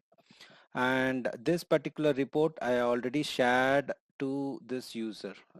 We can check it whether I've shared or not. Access, go to access. So you see this is the user. Already I've shared it, so I'm not resharing. You need to ensure for whoever a new user you are giving access to, the security you are giving is for the data, and this is sharing is for the report level access. Okay, two different concepts. Now once I go and log in here, earlier when I logged in, there is no row level security applied for this user. Let us try to go to home and try to launch it now. What happened? There you go. When I refresh it, it is catched. I mean, before I launching, when I refresh it, you can able to see only the Bangalore. So going forward, what happens whenever he clicks on the report, he can see only the Bangalore data. You remember this figure 1421900 is your Bangalore figure. We can check it once again. So 1421900. So this is what row level security is all about. To summarize, you need to create a role and you can test the role in your modeling tab, and then you deploy the report in your Power BI services. In the services, go to datasets. In datasets, you add the users in your security tab. I hope you guys like this row level security. And this is the part 2 of row level security video, as we already covered what is row level security and basics of it. And today we're going to deep dive into row level security with some new, what are the disadvantage of prior one, the one we have already seen about row level security, and how we can overcome with this particular DAX function, user principal name. Let us try to check it out in this video. Let's try to understand what happened in our previous row level security. The concept remains same. It is the core basics of row level security is to filter the underlying data and provide the restricted data access to the users. So what we implemented last time is like we have roles here, and you can see we have created two roles, one for Bangalore branch, and we have filtered the Bangalore location, and for Chennai we have filtered the Chennai location. We have created two roles, and in the role management in Power BI services we have added concerned users. This works fine for a small organization which is having 1 to 3 around 10 to 15 users and very limited locations, right?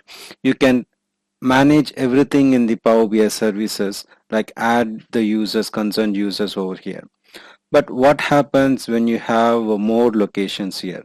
Hundreds of locations and thousands of employees, and employees keep on changing different locations. So currently Lax is in Bangalore location. Now he moves to some other location. Then you need to remove from here and add it here, right? Another location. So if the volume is too huge, this solution is not so effective. So how to achieve it? That's what we're going to see it now. Now for that, let me explain the model, current model we have. Now we have a simple model here which is having fact, dim product and dim territory, that is the location. Now this location contains data at the region level, northwest, northwest central, Canada, France. So this is the least level, and country is another level, the next level to it, and group is next level to the country. Now we got a country level security mapping. So we have some managers or users who should have access only to the country. So in those cases, how you will maintain is like, we will maintain the data like this. This particular user, the Nagendra, can able to see United States data. Even Yemen can see the United States data, and Lax can see the Canada data. So like this, you need to have one configuration table, which user can see which country. And note that a particular user can see many countries as well. I will show it quickly as soon as I show first demo. Like now we have three users, and we have two countries they can able to see, and one country can be seen by two users. This is fine. Now going back to our example, and what I want to do here is like, now we need to create a role, right? And before that, I want to explain the user principal name, what it displays, right? What it returns the results. So you see I have created one measure, user principal name, and I will put it in on card and see what it returns. So this user principal name will give you the domain name slash your username. So this is the user principal name, and you need to ensure based on your organization whether you need to go for user principal name or username. Usually username will give you the email address, and in my case I do not have it is not, I'm not connected to my organization account. This is my local account, so both will return the domain name slash username. And based on your organization configuration, your username and user principal name will show you different results. So in this case, I use username, it shows same results. So what I'm trying to make point here is like, based on your organization configuration, what it will return, right? You need to store concerned data over here. If your DAX using user principal name, then store the value like this, domain name slash username. So that you need to ensure. That is the point I want to make here. Now this is fine. Now how the actual roles will be applied. Now the role application is similar to how we have applied earlier. Now I already created it for this demo. Let me recreate it. So I'm creating the country wise role, country role. Now go to this table, that user access country, then create. Sorry. So create this table, click on this table and click on this three dot add filter username. Here you apply that function, user principal, I missed the N, principal name, right? So this is the thing you need to apply it over here. That's it. So once you are done, you have applied the security over here. This is absolutely fine. Once you are done, you can go and check the roles over here, other role, country role, and use the value for Nagendra. I'm going to test it. Let's give this name. There you go. Once you apply it, you can see only the security roles are applied, right, for that particular user. Now we can add few more data for Nagendra here. I'm adding France and Germany and try to see how it looks like for him. Now this user table, now that is what I meant here. The management of user security will be very easy. You don't need to touch anything in your Power BI. Everything can be handled in the database itself. Now again, when I choose other country, now I'm using the Nagendra here.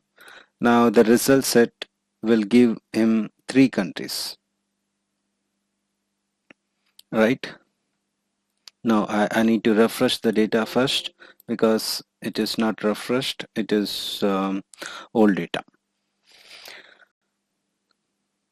So once I refresh it, it will fetch the latest data in the dataset or Power BI desktop. Then when you apply the security, it will give me three countries. So there is no need of adding this particular user in the role base, right? Earlier version is like you will end up in creating 3 roles, and you will go and add that user manually every time it changes. But now this is eradicated, like you control everything in the database level and you apply security only once. So as soon as you refresh after changing the values in the database, then your security is automatically applied. So this is the best practice you need to follow. So this is what I want to make. And once you publish this report, you always publish this report and you create a role. I mean, this role will be displayed there. You need to add the users, that is for sure. So let me apply it in Nags workspace. Let us display it in the my workspace.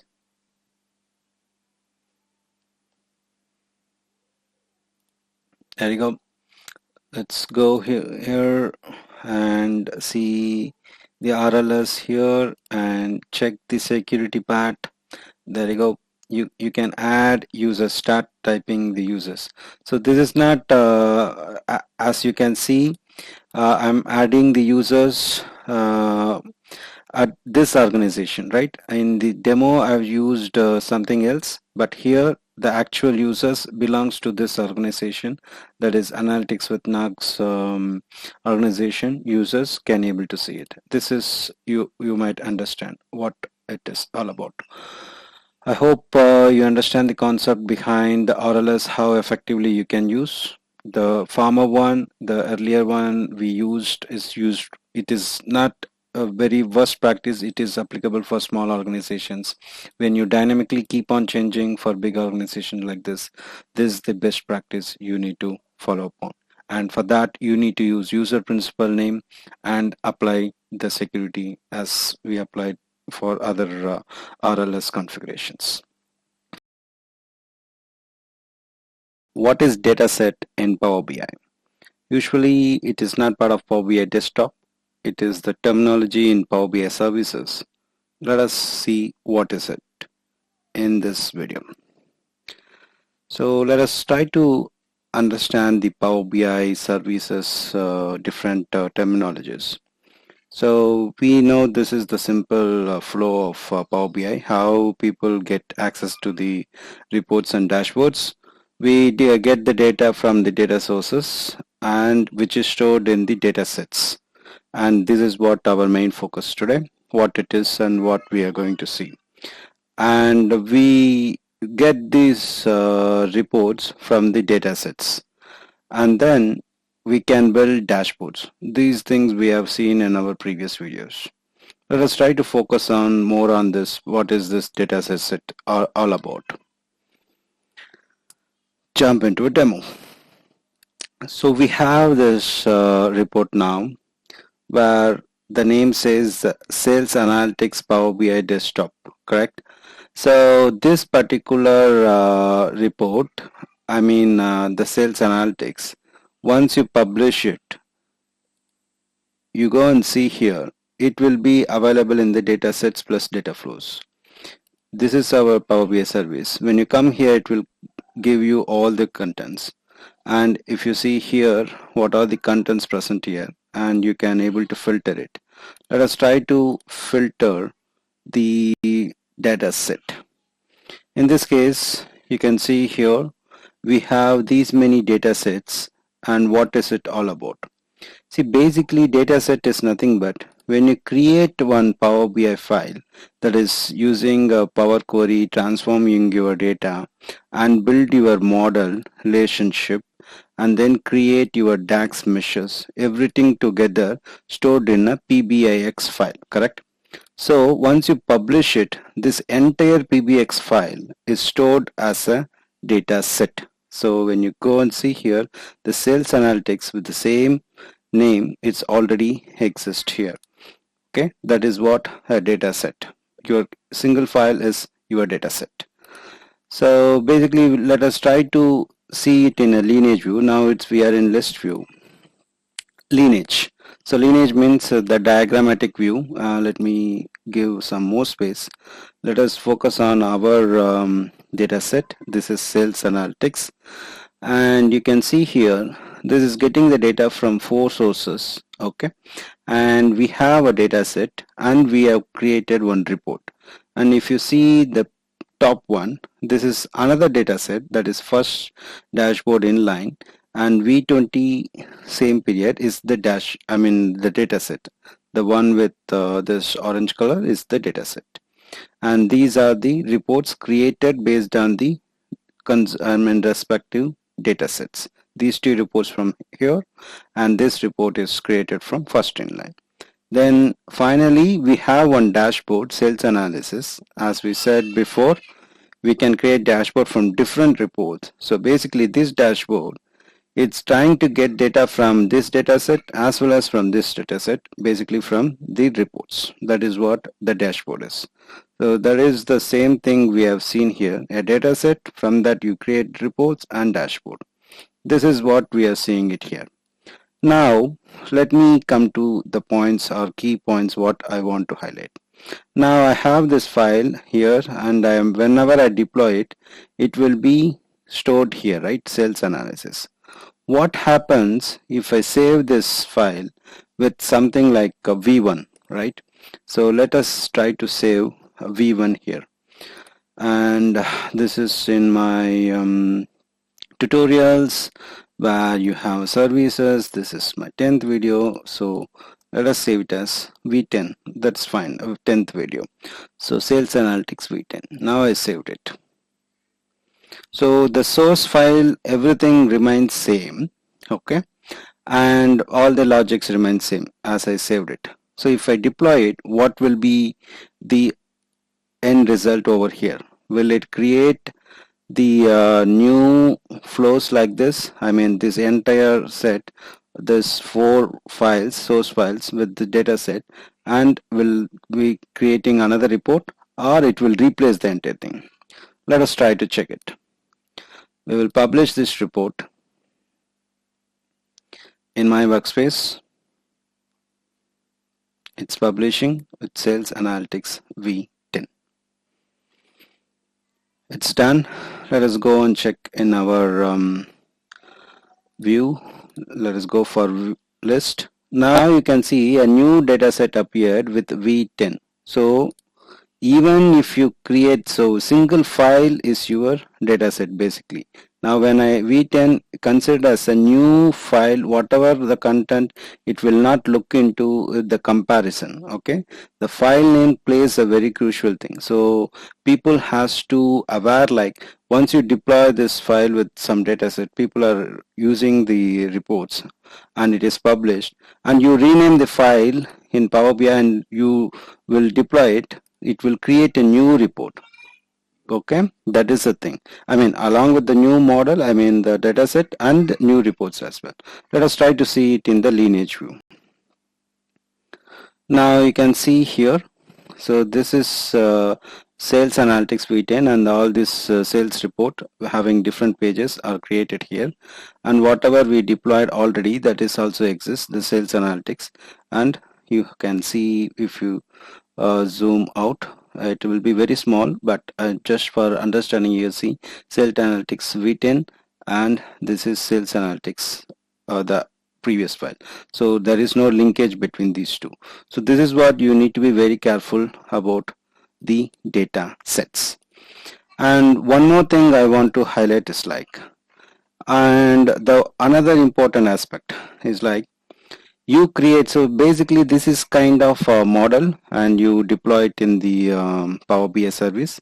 And if you want multiple, the same model, the logics used here to be used by some other report, then you can go for creating the source as a Power BI data set. Let me show you what I'm trying to say. Let me open Power BI desktop, that is a new file.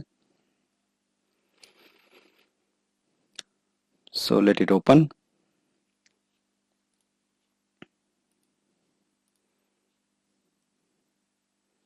This is a very interesting feature. You can switch between lineage and list. It has opened. Let us try to sign in. Let's key in our data, username, and sign in.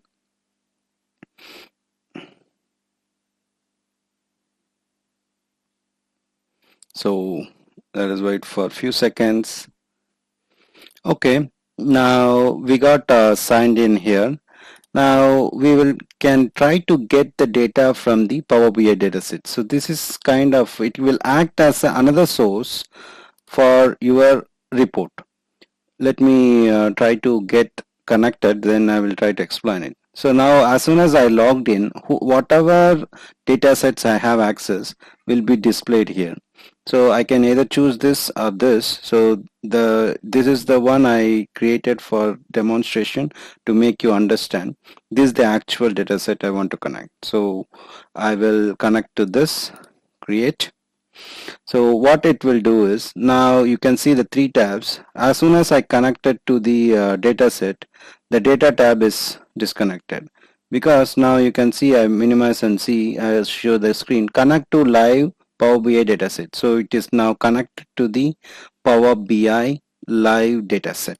Okay, so you cannot do any transformation. You can see here you cannot do, but you can create the reports like the way we did earlier. Item name wise, I want sales amount, not inventory. It is basically raw data, and it is item amount. You can see, you can do any kind of visualization that we do earlier, right? So this is possible. Okay, so what I'm trying to make is like, you can connect to the data set, and then you can create your report. So let us save this file now, and let us name it as item wise sales.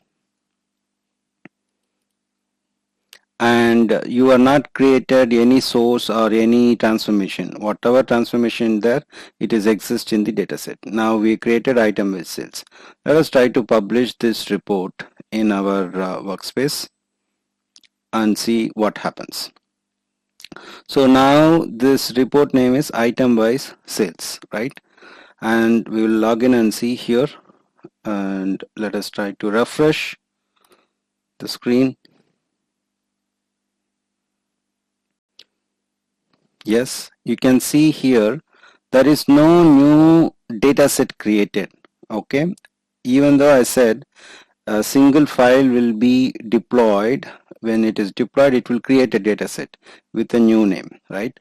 But in this case there is no new file created. You can see item name wise report, that is item wise sales. This particular file name is not deployed here. Instead you can go and see here in the lineage view what happened.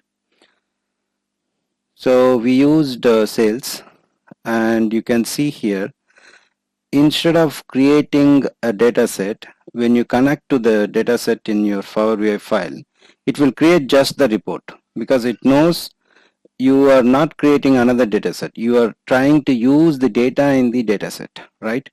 So in this way, you can able to create multiple reports from the published data set. This is another important use of having knowledge about dataset, how to use it. Let us try to compare dataset with data flows in our upcoming videos. For that, we will try to understand what is data flows in our next. What is data flows in Power BI? So let us walk through this architecture of Power BI services, how this data flow, where this data flow fit in the Power BI services. You can see here like data flows that will get the data from the data sources and storing the data in Azure Data Lake storage.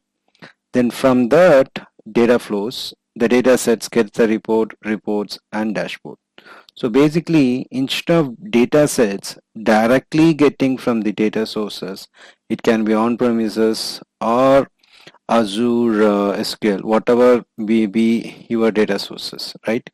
You can store your data in the data lake storage using data flows. That is the basic idea behind data flows. And when to use it and what is the difference between data sets and data flows, we can see it in next video.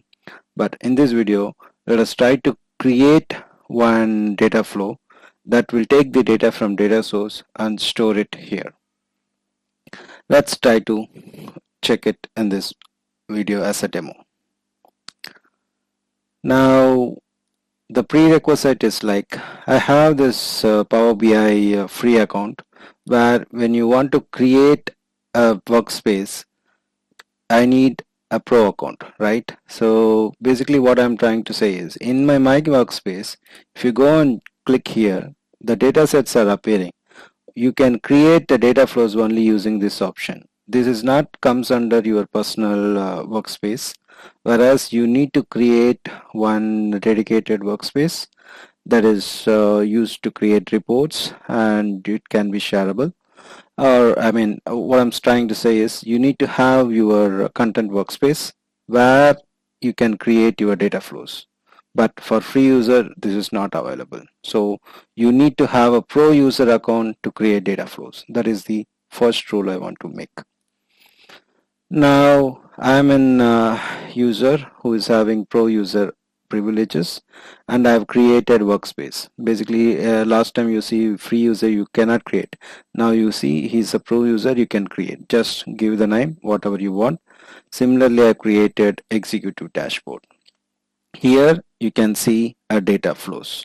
So as the name indicates, it's a ETL tool that is deployed in cloud, prepare, clean and transform, and the data is stored in the Azure Gen 2 storage. Let us try to create one. When you click on it, there are different options, and we will start with the basic. Other things you can explore once you get the idea about data flows. So define new entities, which is nothing but a single table is considered as entity.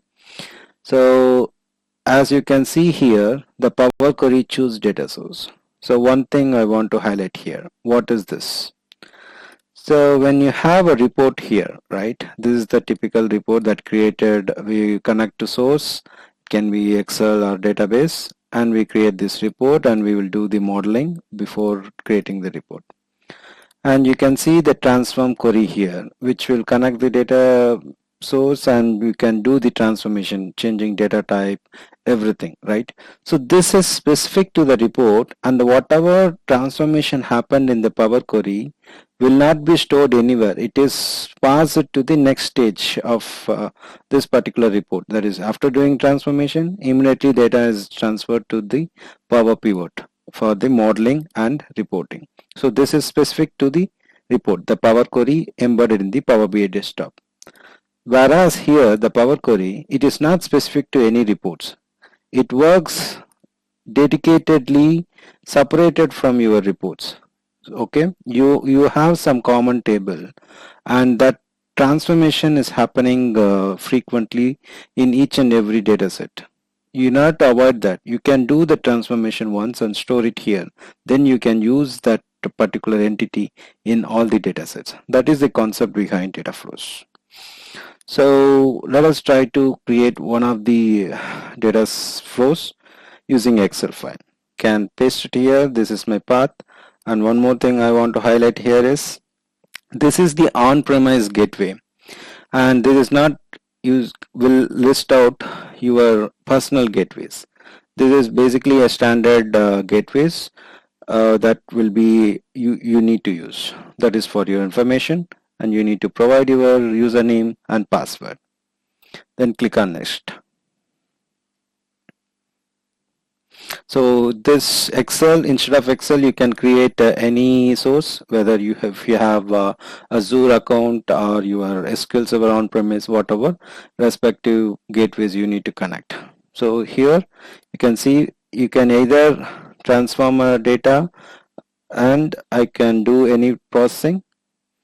You click on transform data. By default, I mean, it is not like load and transform data. You need to do some transformation. If it is exist, then only you can save it. Okay, basically you're going for that purpose only. So there is no direct way to load. You go to transform data, and then if there is any data transform, then you do it. I don't want to do anything here. Just I will drop some columns. That's it. So remove columns. You can apply the same Power Query transformations, whatever you can do, because you can see right click and replace column, split column. You can add a column by conditional column. Same Power Query, because as I said, Power Query is deployed in your cloud. That is the thing. So you can do the transformation. I did some transformation, then save and close. That's it. So you can give a name to this data flow. Let us try to give a name now. This is like a sales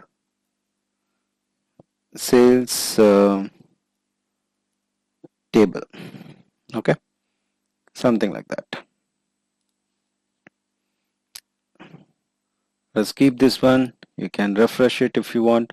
So this is basically the table name inside the data flow, whatever entity name. Okay, so entity name, if you want to change it, you might have changed it here in the transform. So that is not the your data flow name. So here you need to change. Let's say sales. Okay, save and close.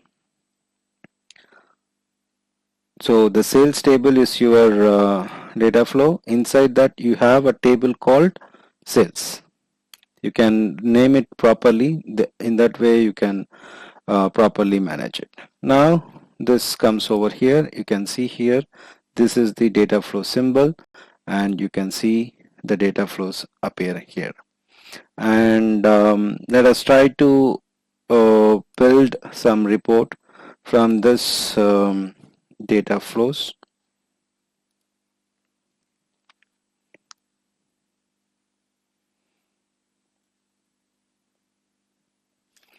I'm launching a Power BI desktop. So similarly, you connect to Power BI dataset, you can able to connect to your Power BI data flows as well. That is what I'm going to show it now. So I have an empty file here.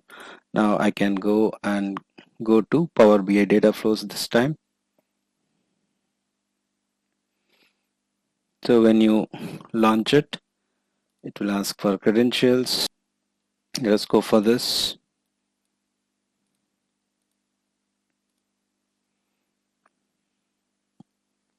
So when I click on data flows, so you can see here whatever data flows I have access to, those will be listed. In this case I have only one, so it will be listed now. Now you can see from in which workspace. This is the workspace.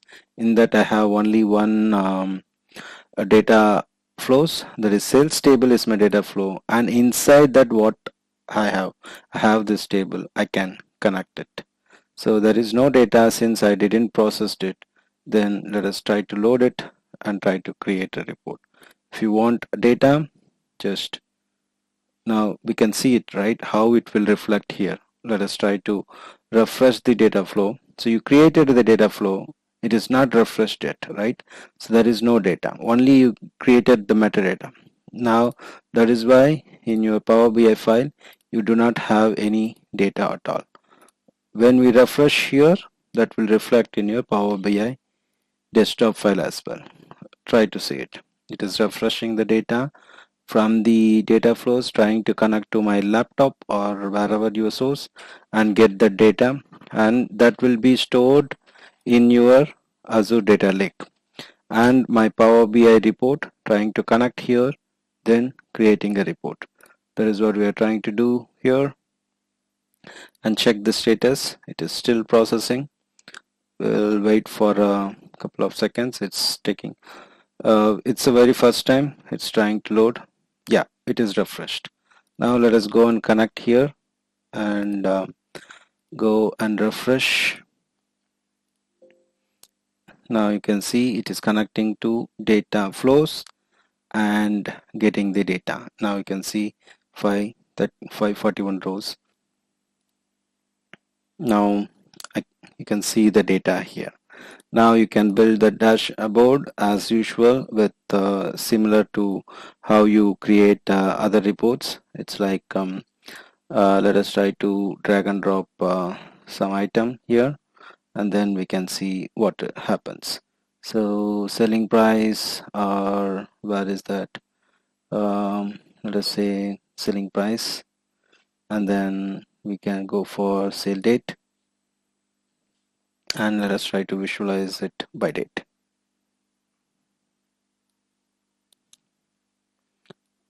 It should be access here. This is perfectly all right. There is no date. Let's try to do something else. There is no data. I think we will see which column has the data. I think item amount, as we are familiar with it. Even I forgot what is that item amount. Yes, here it is. Values, you need to put it in values. Now you got the data here. Let us try to see it in order type or item type. There is no item type, I think. Order type name. Now you can see, as we know, there is 18 or takeaway. This is the two categories we have. We can publish this report as well. And let's try to publish and see how it looks in Power BI services. I need to save it. So it is sales analysis. So I didn't focus on creating reports. That is not our main objective, as we are already familiar with creating the reports. Just we will see trying to understand what is data flows, how it looks like. Now let us try to see it here. Refresh it, and you can see the content. There is a data set created with the name, the sales analysis, and a report as well. The report is nothing but whatever we just now created here, and let us try to see the lineage view of it so that you can understand better. So we have Excel, we have data flow, we have data set and report. Let us try to find the difference between data flows, data set, in difference between data sets and data flows in Power BI. In order to find the difference, you need to know what is data set and data flows. If you haven't know about that, just watch my previous videos which explains about these two concepts. Now let us walk through this Power BI services when we use the data flows and data sets. Basically, any reports or dashboard require a data set, and a data set can get the data from data flows, or it can directly point to the source systems, like it can be SQL or Excel file, SharePoint file. So data flows acts as the intermediate layer between source and data sets, right? So before understanding more about data flows, and we will try to understand this data set. Basically, when you need to use datasets, and when you need to go for data flows. For that, let me go to the Power BI file, and then we will demonstrate what is the use of dataset, when in what scenarios you need to go for dataset and which is going to be shared. If you're new to this channel, hit the subscribe button to learn the concepts in Power BI and DAX. We are in Power BI now, where you see the two reports. One is sales executive, which is created using the file you can see here. Maybe this is a way of showing it. I mean v13 mtd qtd xls file. Okay, this is the one file, and from that file I've created the sales executive. It can be your another SQL server also. The source can be anything. I have another file where I use the same file here. You can see it here, v13 mtd qtd file, and using that I have created another report. So when you publish these two reports, one is sales region by sales, and you have a sales region by executive. So assume there are two different users wants to create reports for executives, another user creating for region wide sales, and there might be a number of calculations involved to project these figures, right? What calculation? See, there are a lot of measures we have created, YTD, MTD, or it can be some business logics that involves some complex include these days, exclude these days, or apply this much discount. So there can be any business logic. So when you have a multiple reports from a same source, like same that from the data, this particular executive report is writing the calculations again and again. And if the same figure, the calculations to be replicated in this report, sales region wise, he also has to write it again and again. Okay, so this is the point I want to make to you. So just keep it in mind. So having said that, this particular user, the region wise manager maybe, so he deploys his report, and someone who is created the executive report, he deploys this report in the cloud. So using a publish option, he deployed. Already deployed in executive dashboard, so that workspace. Then we will go and see here. So you can see here, these are the two reports, sales executive and sales region wide sales. So this has created two data sets, and which is coming from the same file, but since the files are disconnected, so it will always create a new data set. So what happened to the calculations applied here? So this particular calculation that involves assume sales profit percentage, there will be some logics that is written here, and also some other user also applies the same logic here, right? And there is some mistake happened here. The correct value is projected in this report, but some mistake happened here. This particular report will show the sales profit percentage wrongly. So basically, whatever calculations you do based on a particular source system, source file, it should be in a single place. Then only your report will have a single version of truth, right? So like this calculation, which involves one single calculation to be done at a single place, like this is what I'm modeling. So people should not model themselves the same model again and again. Okay, the correct way of doing it is like, we will create a common data model, and from this people will create the reports that we have seen in our previous video. For demonstration purpose, what I will do, instead of getting this data from this particular data set, let me get this data from sales executive and then redirect this report to here. So whatever calculations done here, I can reuse it. No need to write all the calculations. So this report is very simple. For your demonstration purpose, we have 3 calculations. Assume there are 100 calculations, and if there is any changes happen, this report has to change, this report has to change. If there are multiple reports, all the reports has to change that calculation. Instead of that, when some calculation changes, you do it in single place, then your reports can consume directly from that. So proper way of doing it, instead of region wise sales, I'm directly getting it from the source. What I will do is, let me delete these source. So be careful, don't do in from your production environment that you will get a shocks. Just for your understanding what I will doing, I'm deleting this data sources which I got it from Excel source, that is sales region wise sales. Okay, now my reports will get empty. Instead, I will get it from the data sets, that is the shared data set.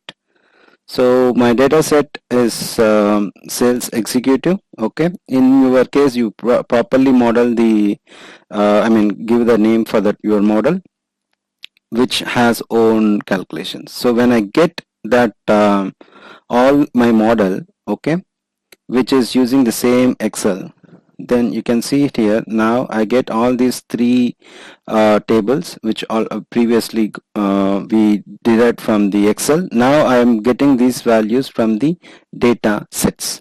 Okay, now I do not able to edit since it is live connection to the data set, right? So this is the thing. Now I can use this report. I can use the calculations from the sales executive dataset. Now I didn't deploy it. You can see there are two different datasets. Once I deploy this report now, let us see what happens. Region wise sales executive dashboard, then deploy it. It is success. Let us go and watch it here. What happens? Let me refresh. Now you can see here from the sales executive, I got a sales executive report as well as the sales region and have a single source file. From this file I create a model that is a shared data set. From that I can create multiple reports that uses the same modeling concept. So this is the main purpose of your data sets. Okay. So what about data flows? Let us try to understand data flows after we go through the BI architecture. Then it will be better. So now you can see this is the business intelligence architecture, where we will get the data from the data source and build the staging and data warehouse. So this entire process is called ETL and building the warehouse. From this we will build the model using the SSAS. In case of Azure, it will be Azure Analysis Service. We will build the model where all your calculations semantic layer, right? So which will be holding in this layer. Then Power BI can consume. This is the typical BI architecture. It can be Azure or on-premise. This is the flow. And where this data flows come into fit here is like, you can see here, this is the data flow where it is similar to your BI architecture ETL layer, where it is getting from the data source, and here also we are getting from the data source, and SSIS or Azure Data Factory will do the ETL in case of Azure. So here data flows, it will get the data and it will store the data here in the staging layer. The way how we are storing it in the data warehouse, data flows is used to get the data and you do the transformation which will be used for your data sets. So when we will go, you see here data sets, you are using it for a modeling, all your calculations. There are some places where you need to get the common data that should be transferred, okay, frequently and stored somewhere, right? In those cases, you can go for data flows. Say for example, you have your product dimension or your customer informations that are used across different places and requires ETL transformations. Okay, so you can do those transformations and keep that one ready. Okay, and which this flow is separate from this flow. You can refresh it frequently or different number of times and keep this up to date. Then you can use this data flows in your Power BI reports. Check how it looks in the Power BI services. We have already created this data flow where we will fetch the Excel information or any source information into a data flow. So this layer, it is storing the data in the your Azure data lake. So now any reports can consume the data from here, which is already transformed.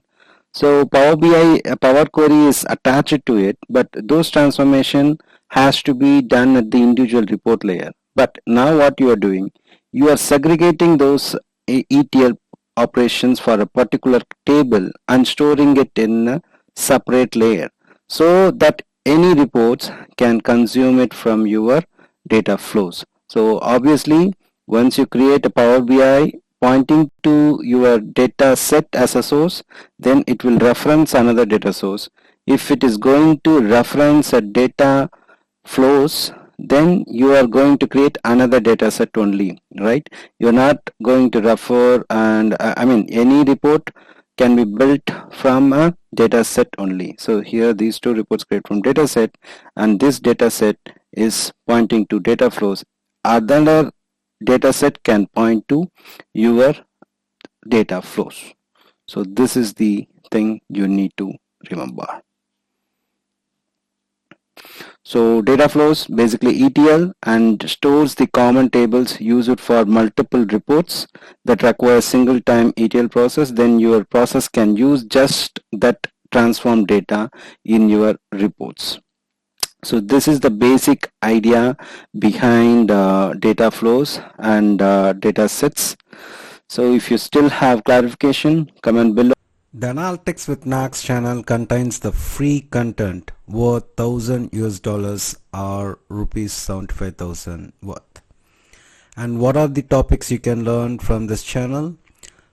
The most demanding Power BI, which contains 175 plus videos and lot more to come. And this channel contains MSBI, SSIS and SSAS, SSRS, which is nothing but a Power BI paginated reports that will be available soon. Right now we have SSIS and SSAS, and also you can learn SQL Server.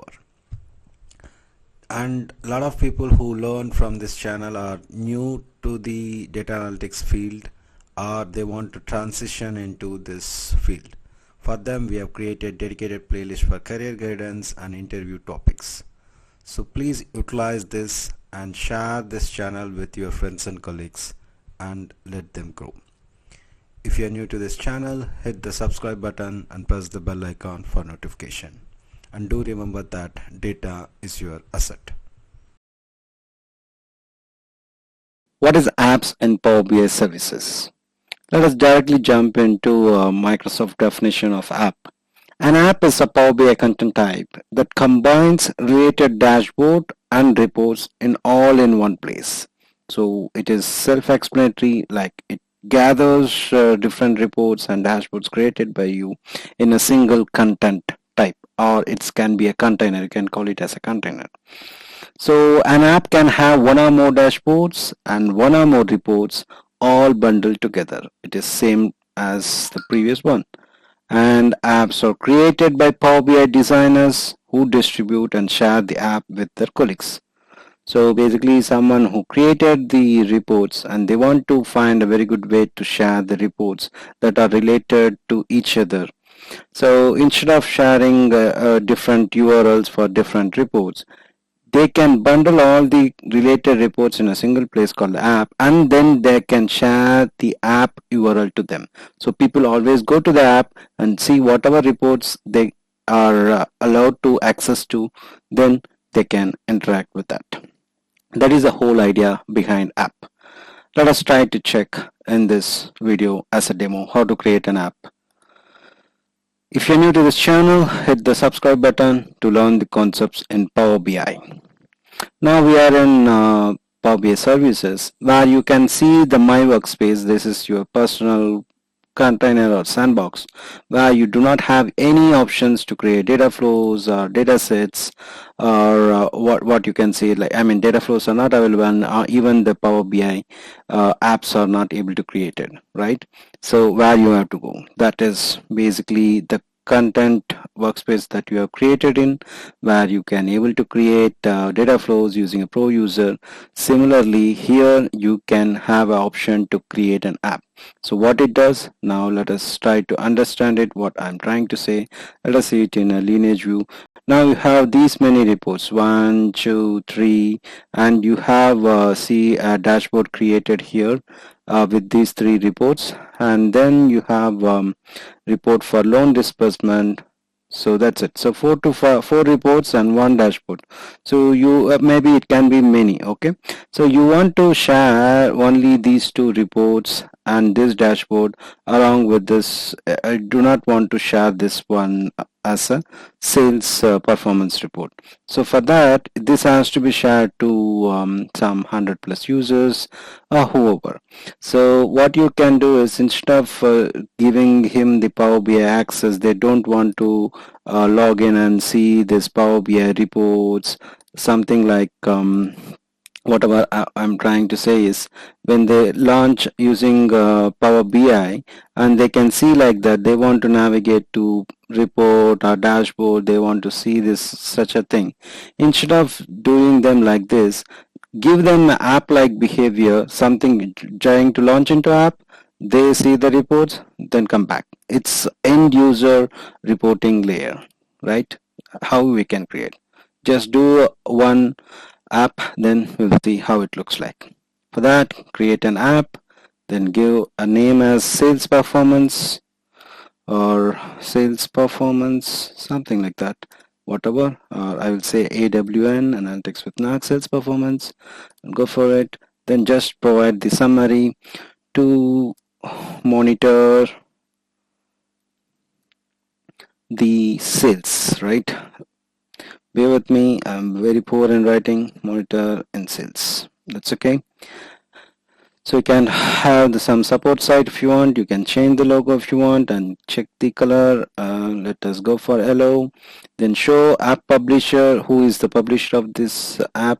Show item context from this workspace. You want to go for it, go for it. Just I will go for the default option. Then go for navigation. This is the main part, where you have all the dashboards and reports listed over here. You see this sales performance monitor is your dashboard, and whether you want to show this one or not. I just want to hide 2 reports, loan disbursement and sales executive. This should not be shown. So just we will say sales performance, sales analysis, sales regional sales. So these 3 reports to be shown at the end, right? So what it can have, so dashboard details, if you want to change, you can change it here, and anything if you want to change, you can change it here, right? Then you have to choose a permission. So here we have hidden whatever we should not show as part of this app, and permission you want to give it to entire organization, you can give it, and if you want to restrict to some users, you can choose from your list of users, and then you can go for it. This is also fine, right? That's it. So basically you can give to some specific user to give access to view this app. Users and group with access to this workspace can access this app. So who can access? So they should have access to this workspace as well. Okay, this executive dashboard. This is fine. Then check other options here. Allow all users to connect to the app's underlying datasets using build permission. Whether you want to give them a build permission or not. If your user is not going to be a developer, they want to be only the business user, you just see the report, then uncheck it, then go for publish app. So it says a warning, the content will be available within 5 to 10 minutes, but it will take up to 1 day. It says just it will take some time, but I hope it will be fine. Successfully published. Then copy this URL and then share this URL to your end user, so that they, once you put this app in a new window, just they will see it as a app, right? You can see here it's just looking like one website. They don't bother about what is data set, data views, just like that. They just log in and directly see the reports instead of launching, clicking on the report, going back and like that. So you can hide it here so that you can see the full view of it. Even once it is published, right? So you can go to the apps, but whatever you have published here, it will appear here. You can launch it. This is the whoever developed and whoever has the access to this workspace, then for them it will appear here. We gave access to 2 of the users. For those 2 users, this will appear. So they can comment whatever rights they have, they can do here, and then they can develop it. So this is basically about apps where user can navigate. I mean, they don't want to understand more about Power BI and all. Just for a business user, end user, you can use this option.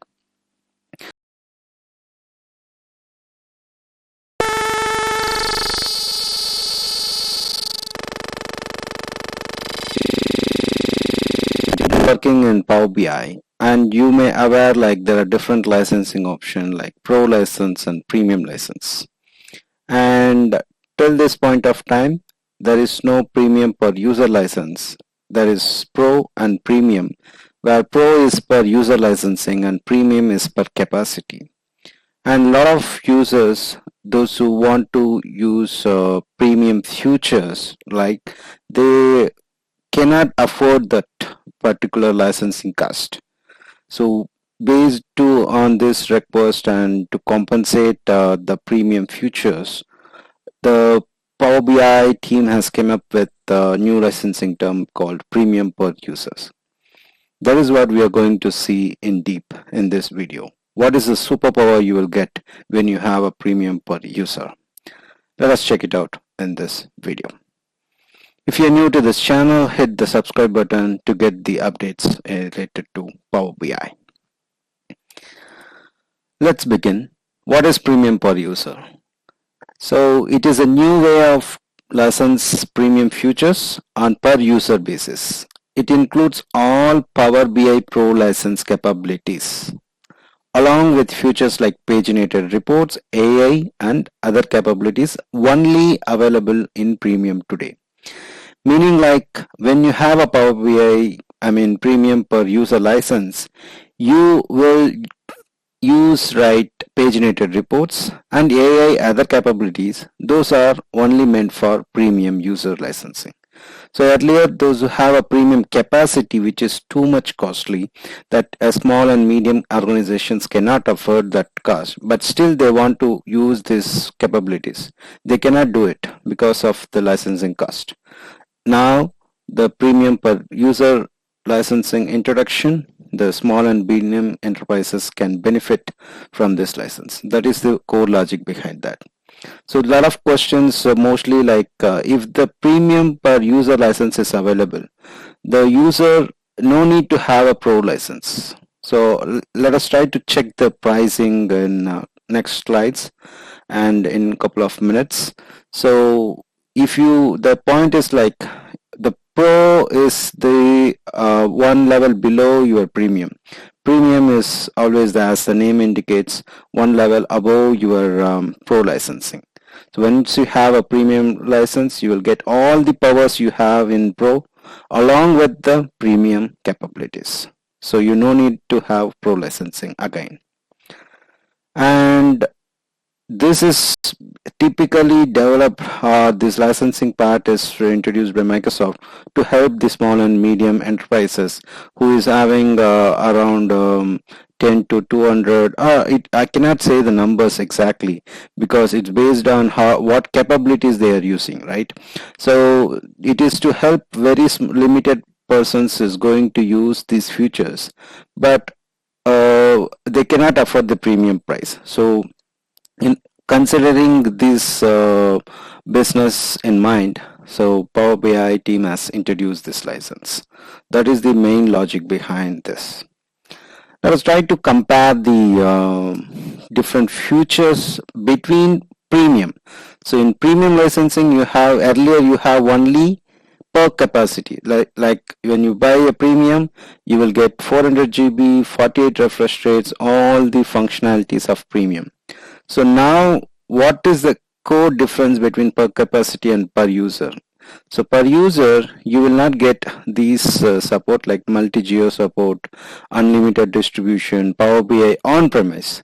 Once you buy a Power BI premium capacity, the on-premise service is also free. It is a complimentary. Whether you can deploy all your reports in the premium, like all the features you can use. Along with that, you can also have your Power BI on-premise service as well.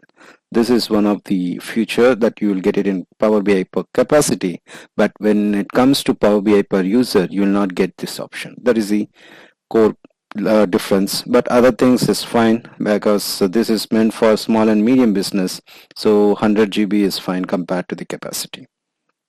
But the core logic most of them want to understand is like, what is the difference between pro and premium per user? Let us try to check that one. So features you avail with Power BI per user compared with Pro. It is not only this, whatever features you avail with Pro, along with that, you will get this extra. These features not available for the Pro users. That is Paginated Reports, Advanced AI, Data Flows, and Application Lifecycle Management. So basically, like I'm going to cover all these topics in a separate video. Like when you have a Power BI premium per user, how advanced AI features can be used, data flows with direct query linked data flows, and application lifecycle management. Then the Power BI paginated reports is a separate playlist. I will cover it in detail in a separate playlist. Earlier it was called as SSRS. Still it is available. So now the futures, these are the futures, and the costing wise, let us try to go to the Microsoft website. So now you can see this is the costing details, whereas Power BI Pro license is $10, and whereas Power BI Premium per user is $20. And you can see there is a huge cost in Power BI per capacity, which is around $5,000. This cannot be affordable by a small and medium enterprise. Assume like they need 10 to 20 premium per user, and they are, 10 to 20 means it's around $200 to $400. Instead of paying $200, $400, if they want to use a premium capacity, then they might have spent $5,000. It's a huge saving for a small and medium enterprises. This is the logic behind this. I really appreciate that Power BI has come up with this plan. It is going to be a game changer. And so these are the different plans: Power BI Pro, Power BI Premium, Power BI Premium per capacity. So Pro and Premium, we forgot about this, as this is meant for those who want going for Pro and using a premium capacity. So you can see here the basic difference here between Pro and Premium is Paginated Reports. Those who are not familiar with Paginated Reports, I will definitely cover a separate playlist for Paginated Reports. When it comes to data prep and modeling visualization, the key difference over here is like advanced AI and XMLA Endpoint, data flows. So data flows is part of Pro license as well, but here specifically they mentioned direct query linked data flows.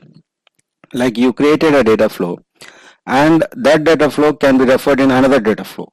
Those features available only for the premium capacity. Along with that, you can analyze the data in Azure Data Lakes. Finally, the application lifecycle management. This is another one of my favorite. Then the maximum storage is 100 TB, right? So you can store this much amount of storage. So these are the powers you will get, and we will try to explore more about Power BI per user licensing in our upcoming videos. If you like this video, hit the thumbs up button, comment below for queries. Do remember that data is your asset. Welcome to Analytics with Nags. In this video, we are going to see one of the premium per user feature, that is link tables from other data flows. This will not be available for pro users, and this is obviously it is for premium per capacity users as well. Let us try to check what is this feature.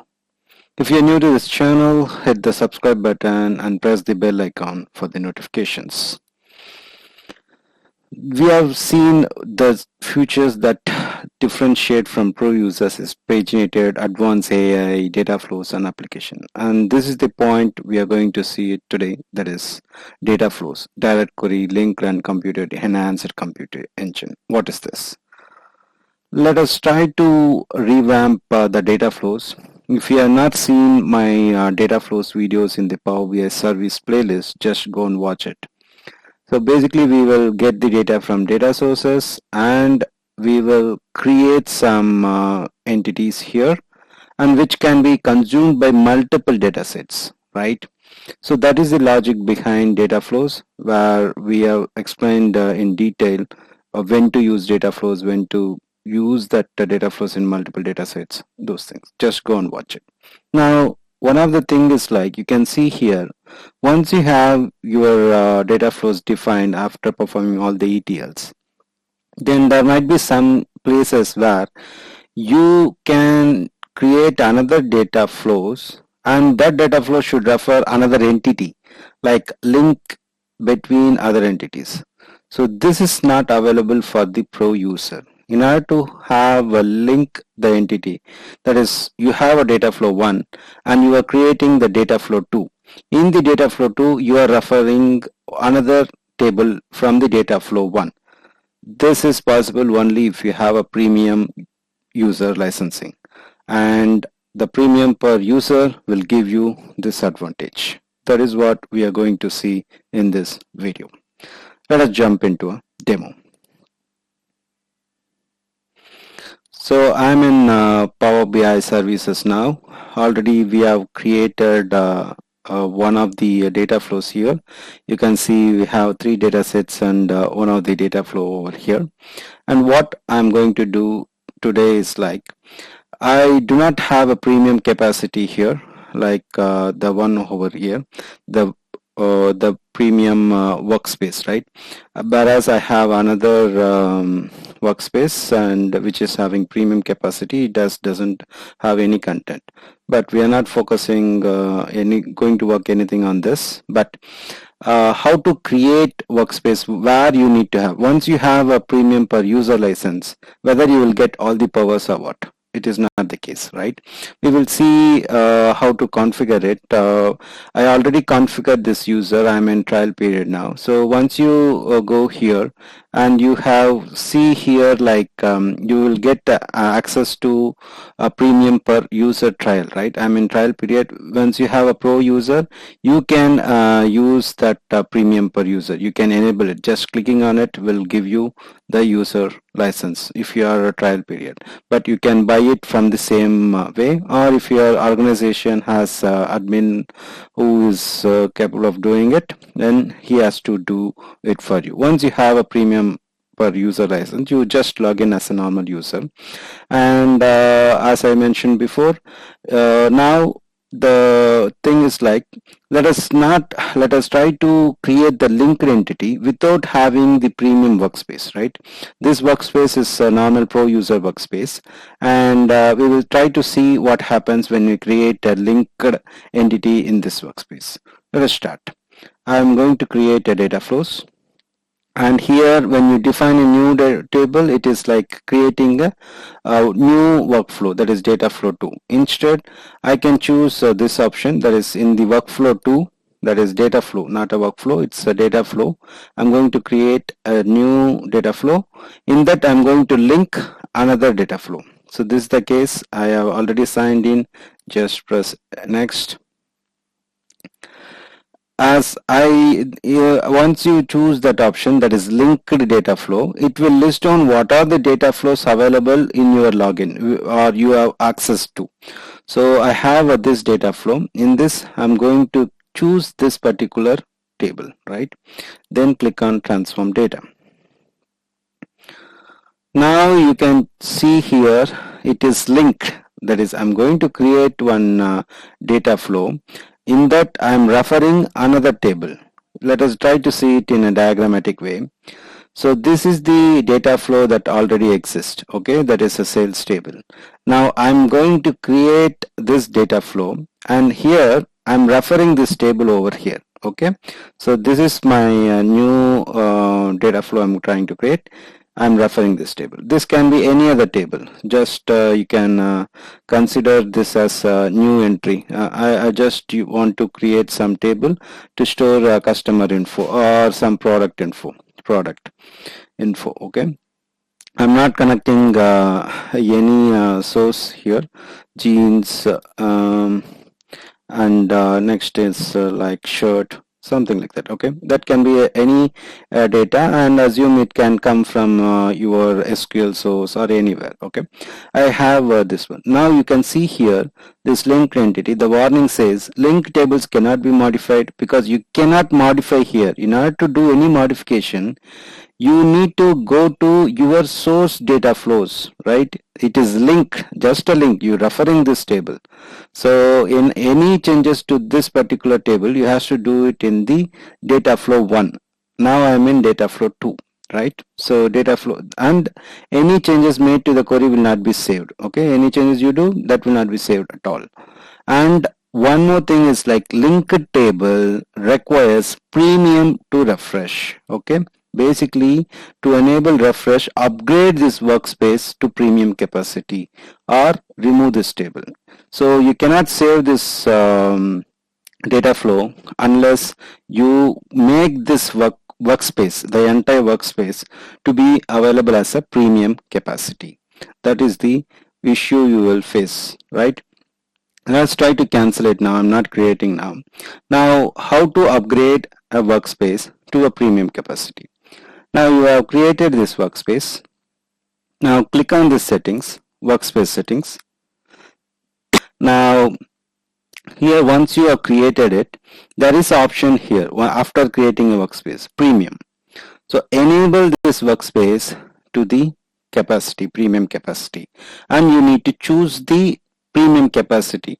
It's a per user license, and if you have, I hope it is when you have purchased a premium per capacity, I hope it will list down that premium per capacity. Then default storage format, and it is not a very big, so I will choose a small format. Then that's it. This is these two settings you need to do. Then click on save. Now it's asking like only people have premium per user license will be able to access this workspace. So here is the check, like you have one user having a pro user license and you need to access this one, right? Premium per user workspace. He will not have access. That is what it says. So a premium per user workspace should be accessed by premium per user only. That is the thing. Now you can see the difference. Earlier there is not this icon is not up here. This icon indicates it's a premium per user content. Now you go here and create your data flows that is referring another entity. There won't be any issues. This is the one of the important concept when you want to create a linked data flows. This feature is available only for the premium per user.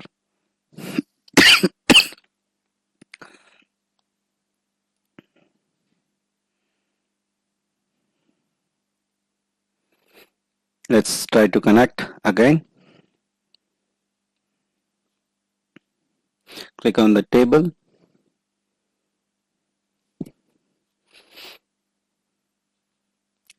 Now you can see that warning has disappeared, that it requires a premium to refresh those warnings. Since it becomes a premium workspace and the premium per user can able to access it.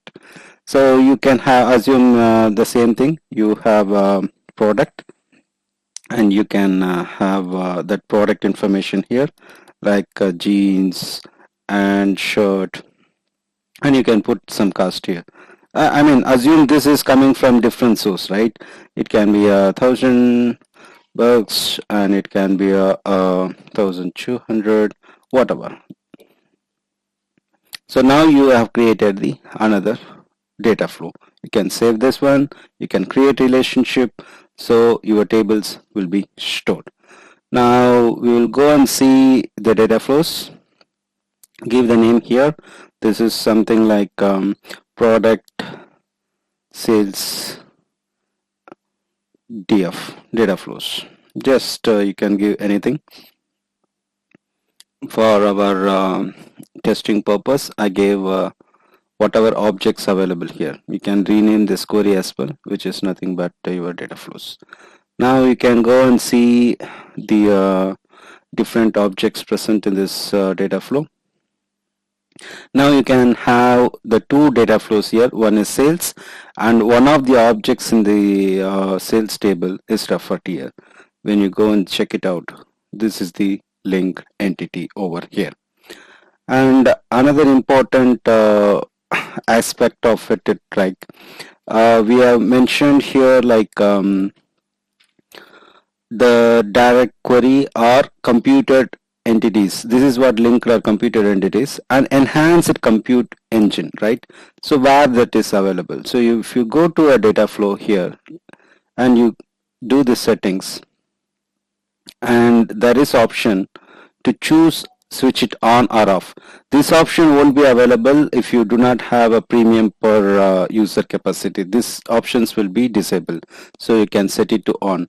So your queries will be too much faster when it have more enhanced compute engine. So this is the future you will get. I hope you are clear about this particular point. We will try to explain the other features available for premium per user in next upcoming videos. Welcome to Analytics with Nags, and this is the another video for premium per user licensing advantages, where one of the future you will get is like deployment pipeline, which is a functional name is application lifecycle management. So what is this, and what are the benefits you will get when you have a deployment pipeline? Let us check it out in this video. If you're new to this channel, hit the subscribe button and press the bell icon for notification. So these are the different features that you will get for Power BI premium per user license compared with Pro, and this video focusing on application lifecycle management, that is deployment pipeline. For those who don't know about deployment pipeline or application lifecycle management, the software development process involves in the following phase, right? Which is let me zoom out because my text is shrinking. Like the software development involves, this is the full cycle, like planning, development, and once the development is fine, I mean it is completed, it will be deployed in testing, then finally it will be deployed in production. So there will be three environments typically maintained. In case of Power BI services, and once you develop the Power BI report, it is always deployed in a Power BI services before this ALM feature is introduced. So there is no place where people can test the report or consider it as a final version of it. So whatever deployed in the Power BI services, that stays as the final version. So people try to create V1, V2, V3 with different namings, and then whenever it is finalized, then they will consider it as a proper naming. So that is not a proper way of doing it. So there should be a way that Power BI reports, once it is deployed in a development environment, and then once it is developed, it should be moved to testing, and the some of the test users should test it. And once it is tested, it has to move. And this process is very complex process in any software industry or any application. Like moving between the artifacts is very difficult. With help of deployment pipelines, this process is very simplified, and let us try to check it out in this video. We are in Power BI services now, and as we are aware, like this is the non-premium capacity workspace where you do not find any option called deployment pipelines, whereas a premium capacity you can see the create pipeline, which is nothing but application lifecycle management, which is the functional name of deployment pipelines. You can go by creating it here or over here. Once you have deployment pipelines, you can start creating here. So all the pipelines you have created will appear under here, but it is assigned to this pipeline is assigned to one of the workspace. That is why that workspace should have a premium capacity. That is why when you go to any of the premium workspace over here, you will get this option. Where is that? Come on. Create pipelines. That's fine. So let us go by creating a pipeline. So let us give one name like deployment of your this is like entire workspace you are going to deploy. So deployment of sales, right? Sales related reports or any functional area based on the workspace you have created. Okay, deployment pipeline. Create it. Then what you need to do is like you need to assign a workspace.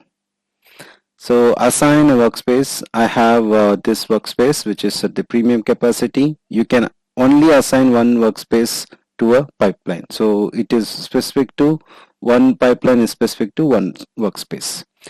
And you can choose what is this whatever you deployed initially, what is that, whether it is a development environment, a testing or production. And we will go by default, which is development phase, and just assign it. Workspace include unsupported item. The workspace can be assigned, however, when the workspace is deployed to another stage, items won't deploy to the next stage. The workspace contain following items. So basically, the data flows is not part of your deployment pipelines. That is what it is saying. It is absolutely fine. Whatever can be moved to your deployment pipelines, we can go for it. So these are the things you should know. There are certain limitations. We will check it out later. Now you can see here what are the things it deployed, like development, right? So now you can have the overall feature over here. What are the things you can use it in deployment pipelines? So one of the thing is datasets, and another thing is your reports, and this is your dashboard. So these are the total things, the three things you can move between different objects. So once it is done, so it is similar to over here, like we have planned and everything developed and you are deployed here. And moving from here to here, typically in a software, any application you take, moving from here to here, it's very complex because you maintain different environments and artifacts. Whatever code you do has to be carefully moved. This is the process usually followed. But in case of Power BI, you just do the deploy here, right? During deployment and support, it's the same warning, and you can see the changes are moving to your test environment. This is the thing I want to highlight. So once it is moved, then you can see what are the things you are changing it in development, whether that also compares. It try to compare both the environments and sees like any difference between development and testing. So let us wait for testing to complete. It is moving all the objects like 3 data sets and reports and 1 dashboard. It is moving to test environment all together in a one single click. You can see your content was deployed to the test stage workspace. You can now go to the workspace to view the content. You can go and see here the one, it is nothing but now what you are trying to see is like whatever you deployed here, right? It is maintained like another folder. You can see another workspace is created with the same workspace name test over here. So all your contents from your executive workspace, which is considered as development workspace, I need to remove the filters. I will clear all. So all these objects, okay, are moved into another workspace. Like it will be stored as a box. So this is the process I said. So now you have this is one box, and this will be another box. Basically, box in the sense the server will be different, the objects will be different, everything together to be different in typical any other application. In case of data warehouse or any application you take, this is the process. Now in case of Power BI, this is with a simple handling of your pipelines, it is handled here. So now we have created test, right? Well, let us try to edit it. I mean to say the continue to create the production workspace, right? So you have to move this to production. You can click on deploy again. So in this case, what happens? Another workspace will be created for executive dashboard with the name of production. Yeah, you can see it here. So this is the concept behind the deployment pipelines, where you will have a different workspaces to handle different environments. And while it is deploying, I just want to have another thing like, so in your development environment, and people usually use different source systems. Say for example, you have this is deployed in production. Now what I'm trying to make is like, so the development will connect to your sources, and the test reports should point to the testing databases, right? So this is the typical architecture people will follow. So you can do the changes connection over here. What it says, use the deployment settings to define how your content is updated when you deploy to the stage. Then you can create the deployment rules, create the rules you want applied when deploying to the stage. Select an item to create and do the rules. When you click on this, you can create rules defining parameter values and data sources for this dataset. So you can add a rule to change your data source connections. So this is, I will leave it with you. Just this is the thing you need to understand to ensure like how you can think about dynamically changing the connections, right? So this is how, this is the place you can change the connections. Now once the report get changed here, let us try to take one of the report over here in the executive dashboard workspace. The report is loan disbursement analysis, and I will try to edit it. And what happens, how the changes will be moved. So I'm not editing anything in the desktop. I'm trying to edit this report in this particular Power BI service itself. Like I'm trying to filter two of the records, and the page is added here, the empty page. I will try to remove it. It is not required basically. So this is the correction I have made. Now one of the report got changed, right? I'm saving it. It got saved in the development environment. Now go and check it in the deployment pipeline for the sales. Now you can see here, out of 4 reports, right? One of the report, the loan disbursement analysis, which is not matching with your testing environment. Whereas the report in testing and production remains same. Because why? Because I've removed one of the page from here. So it's tried to compare any metadata change to the report, right? So it is not comparing the data, right? It is trying to compare the any structural changes to your reports. So once I changed, I want to do the deployment again. So you need to click on deploy. and again it's same warning because of the data flows. You just press deploy. In this case, it is trying to deploy the changes. I hope it will deploy only what has changed. Now this is synced, like the first phase the report is synced between development and testing now, and testing and production it's not sync. So once people verify it here, now you did the change, someone has to do the analysis, like from the testing workspace, right? I mean to say executive dashboard, test workspace. From this you create app, give rights, everything follows the same how you do it for workspace and rights. So here people will verify the report, then they say once until they say okay, you will not deploy anything here, then they verify everything okay here, then you need to come here, just click on deploy. That will deploy the changes over here. This is the thing you need to understand between development, testing, how you move it. So this process is very difficult if you are not having this deployment pipelines.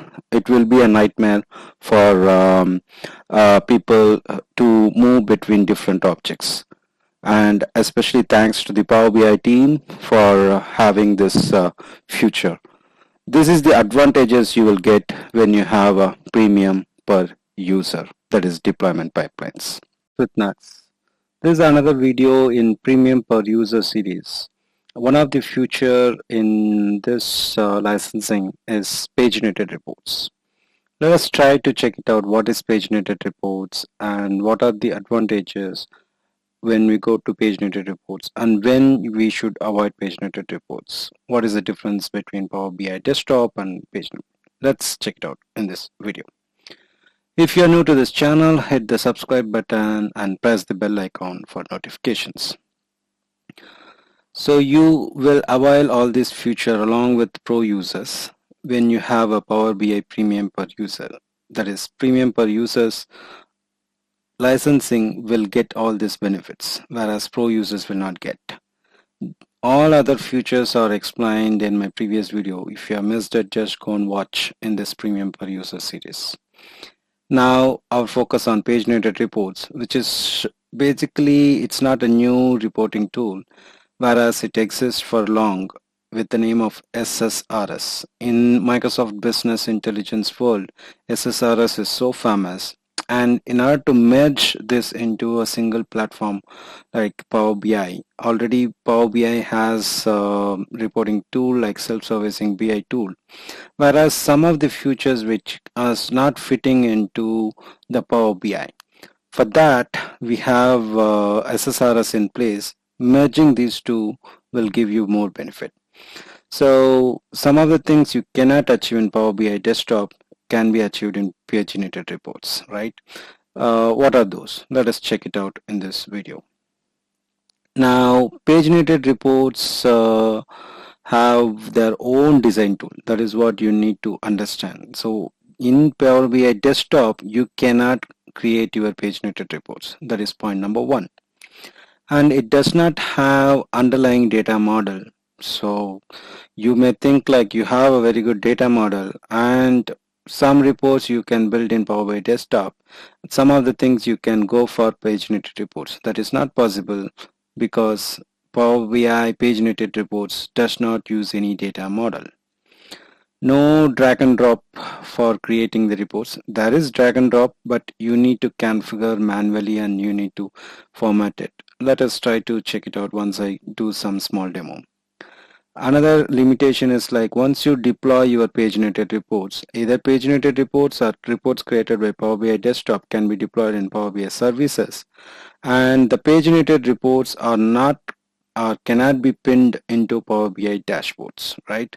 So that is one of the limitation. There is no shared data sources and shared data sets in paginated reports. Okay, what is the key difference when to use the paginated reports? Is like mostly the Power BI desktop creates a self-servicing BI which creates a high-level graphical interface. I mean graphs like a pie chart, bar chart, cards to display the high-level information. But sometimes it is not suitable for the table level information, where detail level information based on different parameters, you need to create different pages of reports. Assume like for each customer, you want to generate some invoice or any other reports. Assume you are running a school, and for each student you need to generate some progress report that should be automated. For each uh, student, you need to create a single page that should be automated. So these type of functionalities are missing in Power BI desktop reports. So that is why people will go for paginated reports. Not only for that, there are other advantages. For printing purposes, you have a pixel perfect PDF reports, then you will go for paginated reports. Let us try to launch paginated reports and see how it is different from Power BI desktop. So the thing is, like you can either download it from here, downloads and Power BI paginated reports, BI paginated reports. You can search and get the download link from here. So that is also fine, and just downloaded and I installed it. You can go with this and you can download it from the links. This is absolutely fine, and once you download the Power BI report builder, you can start typing report builder and you have option over here. I just created a simple report. Like how you can create a reports is like just drag and drop certain items, like over here. Let me delete this one. You can go to insert once you create a data set, and you can have all these options, right? You can have a table and list of objects and charts and gauge, map, data bars, indicators, text, images, all this. Most of the things are you may see it in the Power BI desktop itself, but this is specific to this case. So this is typically a matrix table, and now you can create one chart, insert a chart. Now I will want to show like online or offline order. So let us choose this one. Then you can choose what has to be seen over here. Like, so I want to see the quantity here and by product, online or offline, right? Order type name. Let us go by this. Once you click on it, you can see here, this is the chart, but you cannot see the results immediately. You can add the chart title, you can add the headings here. Then similarly, I have created this matrix report. Once you run this one, you can see the reports over here. This is the one you can see after creating the report. Unlike Power BI desktop where you will get the immediate reports, you need to run it, then see the results over here. So you can do a formatting everything over here, right clicking on it. You can change the background for this. Let us try to check some properties for this text box, and you can see some of the properties that you can change it here. Alignment, font, or any other things you can change it here. Instead of this, I want a red color. So such properties you can change always. Then you can see here some of the properties like background. I've seen somewhere here. Yeah, let us go for mild color, then just go and check it out. So this is how it will populate, right? So you put only this column, so depends upon the number of locations it has changed, right? So these are the things you can do it here similar to this. So what is it? Basically it is meant for reporting by page by page, and that is what a paginated report. You can have a parameters you can choose from here, and one of the example I want to show is like I can change this report to print for this table by page based on the location. For that let me add location here. Sorry, not the location. I put by location here, is it? So or okay, I will do online order or online offline order on top of this. Then clicking on it, group properties, I can say page break.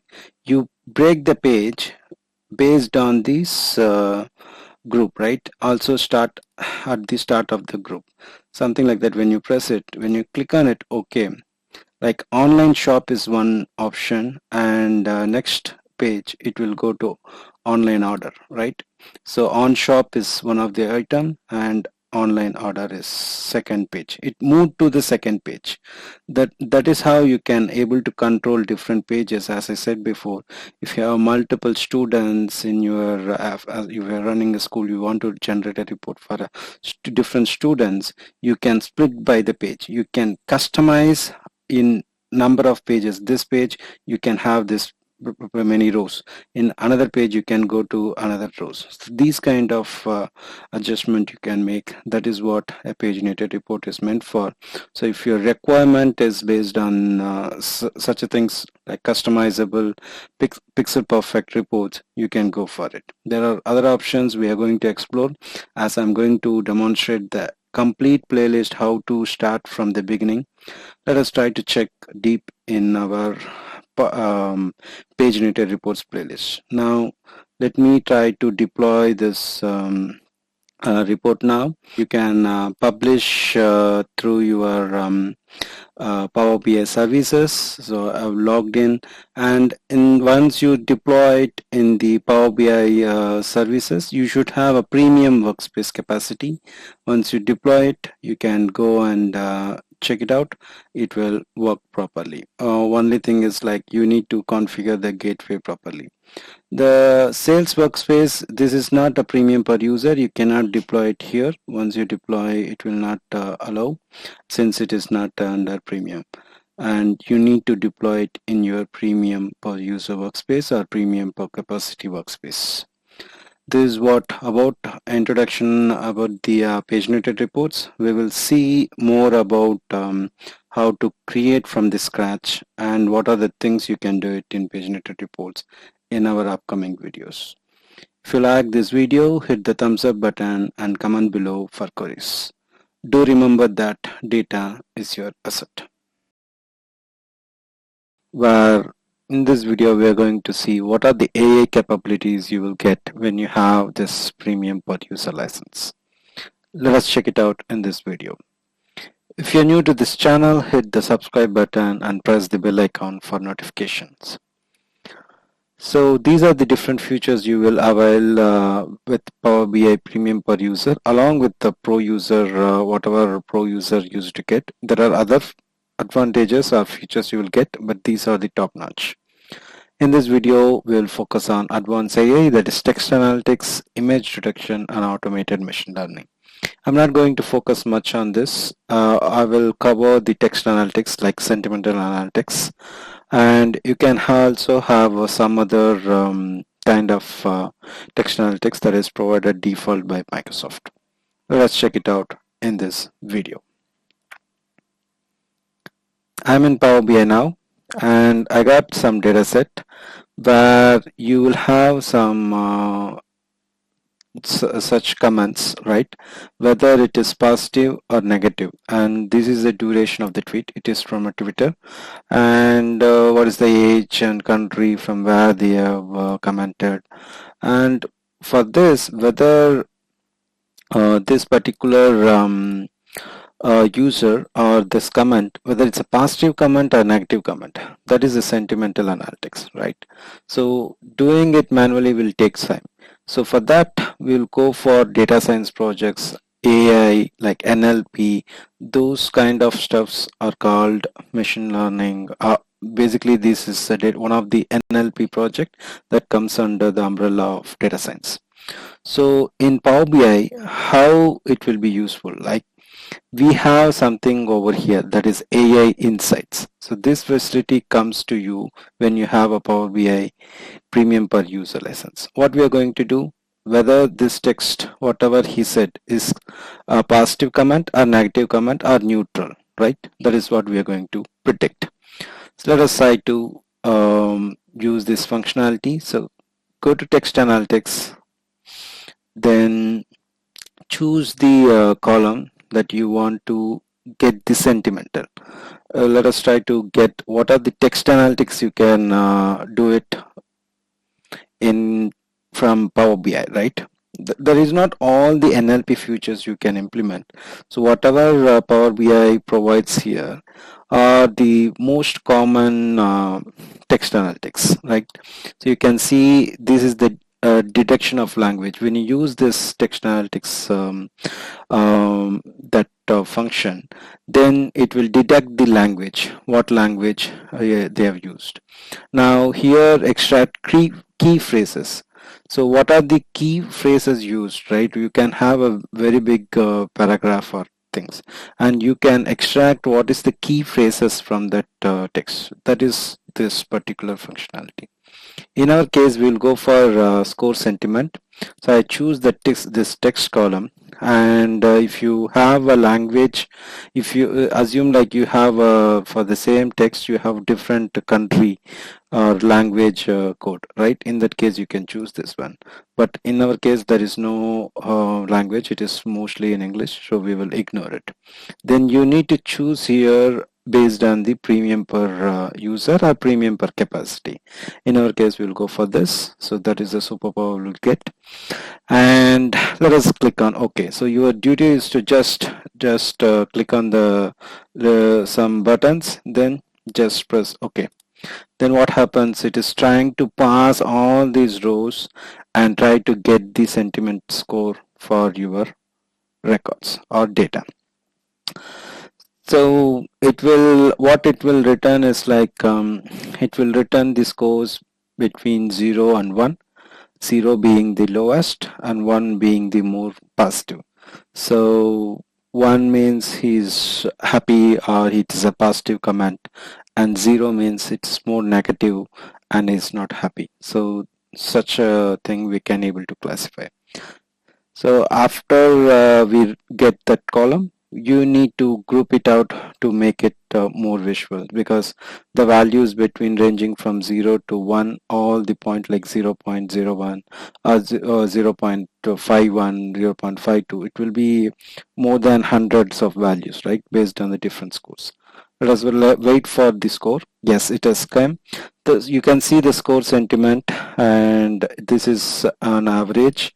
And let us see some of the positive sentiments over here. You can see the 9.95. Let us try to check this text. Just read McDonald's is actually running more ads than before. Economically slow down. Great. Because of the word great, they've mentioned the sentiment can be positive. When you see this is 0.13, which is seems like win-win situation.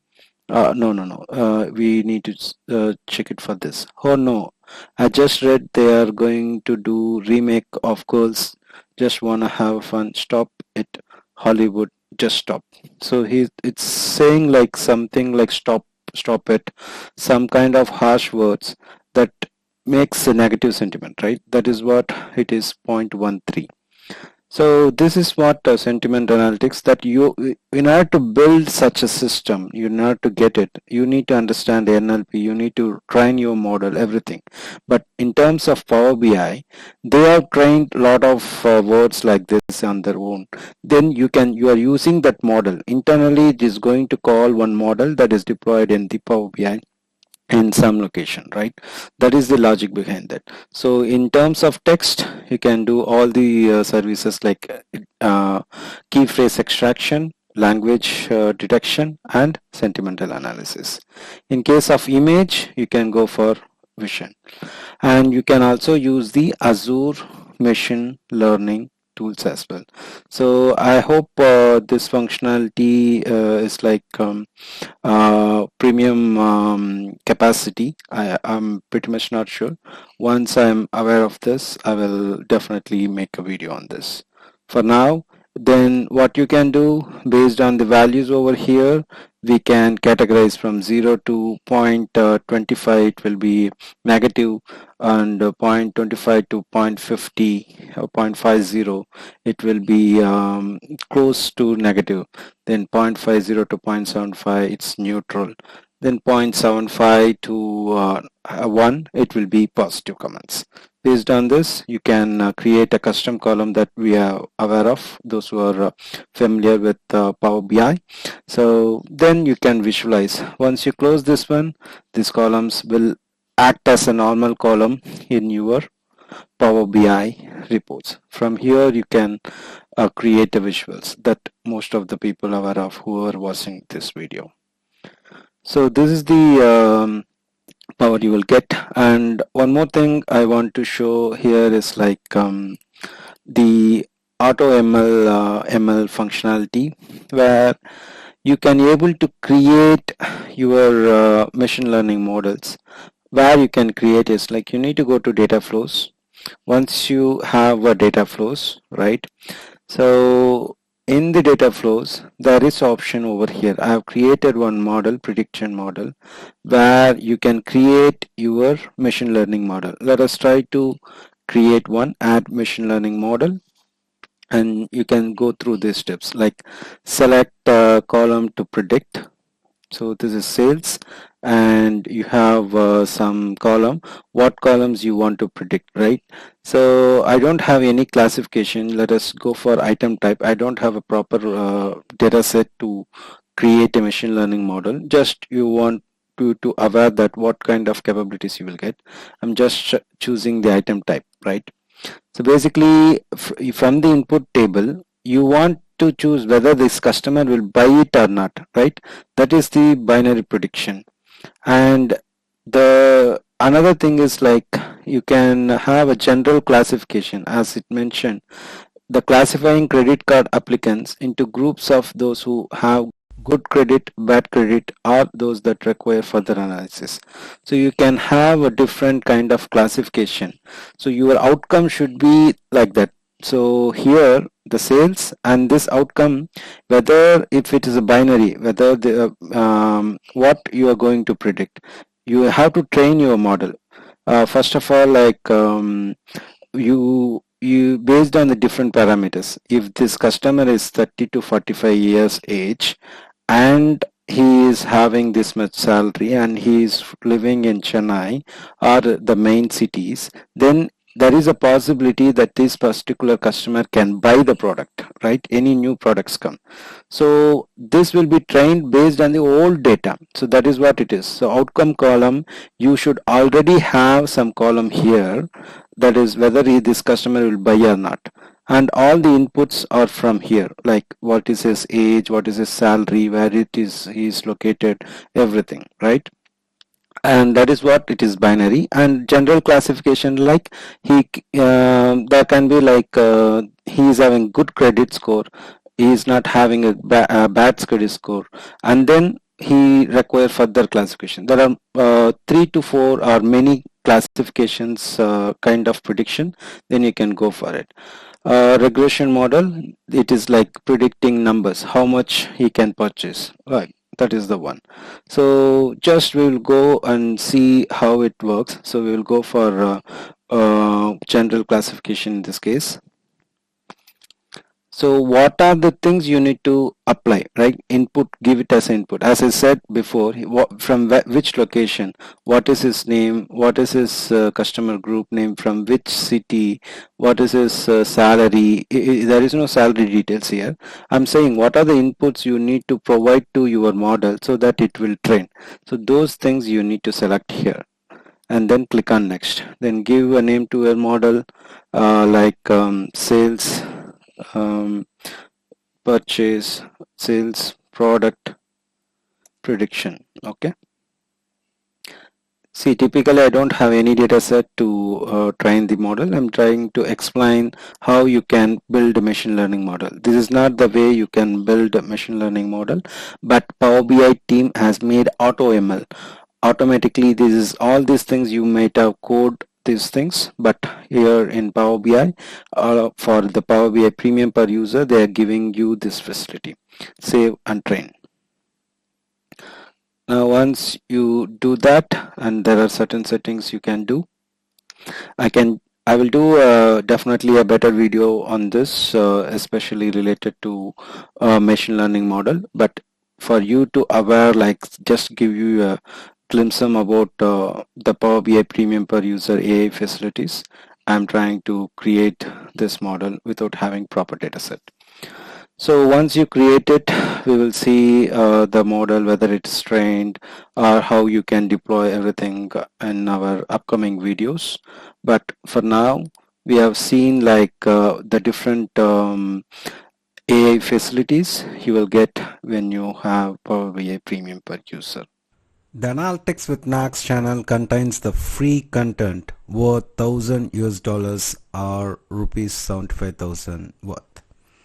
And what are the topics you can learn from this channel? The most demanding Power BI, which contains 175 plus videos and lot more to come. And this channel contains MSBI, SSIS and SSAS, SSRS, which is nothing but a Power BI paginated reports that will be available soon. Right now we have SSIS and SSAS, and also you can learn SQL Server. And a lot of people who learn from this channel are new to the data analytics field, or they want to transition into this field. For them, we have created dedicated playlist for career guidance and interview topics. So please utilize this and share this channel with your friends and colleagues and let them grow. If you are new to this channel, hit the subscribe button and press the bell icon for notification. And do remember that data is your asset.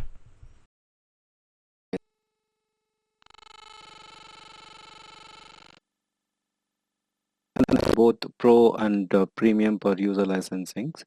And let us begin with what is subscriptions. So subscription is not new terminology. It is exists for long, like in your real world scenarios, we have using it, right? When you subscribe to a newsletter, it will reach you to your home. Similarly, in case of Power BI reports or dashboards, you can subscribe it so that it will reach to your emails. That is the concept behind it. So let us try to check it out how we will implement subscription in Power BI. If you're new to this channel, hit the subscribe button and press the bell icon for notifications. Let's begin. So what are the prerequisites is like it's not a prerequisite for creating subscription. You can create for yourself, right? So I have a premium pro, your premium license, but I don't want to visit the Power BI services frequently, but I need to subscribe it because I will schedule some report that should be seen weekly purpose. At the weekend I need to see, at every Friday I need to see. Maybe on if I miss it, I may not see the report, right? So someone has to notify in my email. So you can create for that. So you can create for yourself, and you can subscribe for others. Is only available to dashboard or report owners. So you should be a dashboard or report owner, then you can subscribe to the others, and these owners should have a pro or premium users license. This is fine. So with this note, let us try to check how it looks like. Once you schedule a subscription, your email will look like this. You will get email with attached reports, and you will have a link to go to report to the Power BI services. Let's check it out how to create subscription. I'm in Power BI service now, and you can see here one particular report. Let us go and navigate to one particular report. This is loan disbursement. So where this option exists, you need to go inside the report, and once you click on it, there is option called subscribe. So click on it. I already created one report over here where it will display a list of loans. So let us try to create the subscription for this page. So subscription is for page basis, and even you can make it as an entire report basis as well. I will walk you through it. So click on subscription here, add new subscription, and provide it should always subscribe to one particular user. And in the subject you can see like last 6 month disperse. Okay, whatever report you have. Then just give a message, investigate, or something like that, anything that you wish. Then report page, you can switch between any of the report. Now for this I will keep it, so this is per page basis. Okay, now here this is what I said, you can schedule it daily or weekly. I do not want to visit this website daily basis or weekly basis, but I want to ensure that every Friday I need to view some report. So usually people may busy with their work and they will forget to view the report that will impact the business. So what we are doing, we are scheduling on every Friday 3:15 or early in the morning, around 10 a.m. I need to receive this email like subscription. The report will be emailed to me so that I can focus on and investigate further if there is any issues or whatever purpose.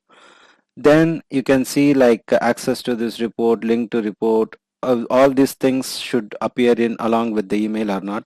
That is what. Then keep the full report as attachment. What this option will do is like this report will generate the entire 4 page, 1, 2, 3, 4.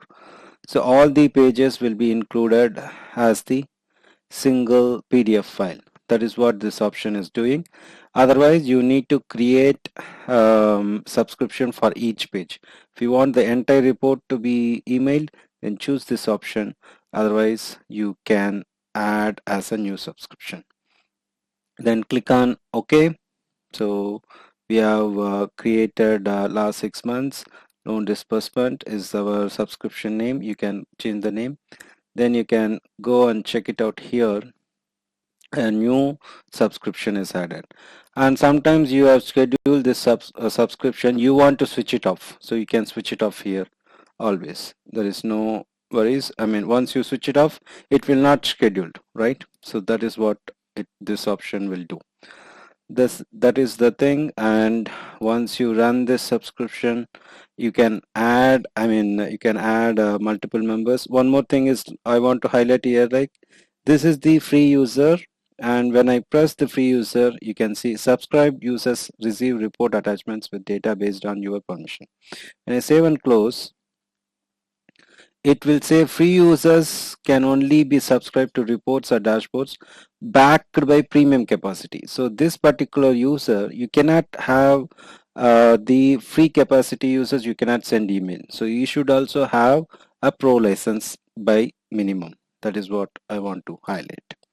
So this is the thing. Once you run it, or based on the timing, once you will receive the email, just I will run it. Once after saving it, I saved it. You can run it now. Then we are sending this subscription to all subscribed users. Once you launch your email, you will get it notified. The email will arrive it similar to this. I hope you enjoy this video. Welcome to Analytics with Nags. In this video, we are going to see about what is incremental refresh, how it will be useful to you. Typically, let us try to understand what is incremental refresh is all about. When you have a data set, a huge data set, when you do a scheduled refresh, the entire data set will be refreshed. Like you have 10 years of data, and all this 10 years of data is refreshed every time when you do the scheduled refresh. But you want to avoid it, see, because you have very few days of data getting updated. Say for example, last 1 month data or today's data only, you need to capture it, only refresh whatever has changed or newly added. So this is not possible without incremental refresh. That is what we are going to do, only update the latest and updated data. This is what incremental refresh is, and this can be achieved using when you have pro and premium per user license. Let us check it out how to configure this. If you're new to this channel, hit the subscribe button and press the bell icon for notification. Let's see the requirements. As I mentioned before, you need pro or premium per user license, and your This is incremental refresh. You mostly works very good with the structured and relational data source like SQL Server, SQL database, and Azure Synapse. And once you have this data source, then you need to have create the two reserved keywords, the parameters, range start and range end. These are the reserved words for configuring incremental refresh. While doing the demo, you will understand where to create those. Then your data sources should have a query folding. I have already made a video on query folding. Just go and check it out if you are not aware what is query folding is all about. Then finally, you may think like my data source is not SQL, so whether I can do the incremental refresh or not. Yes, you can do it. You need to do some additional custom query functions so that refresh can be used with other types of data sources provided filters based on range start and range end. That is, you need to have a date column and that should be capable of filtering range start and range end, right?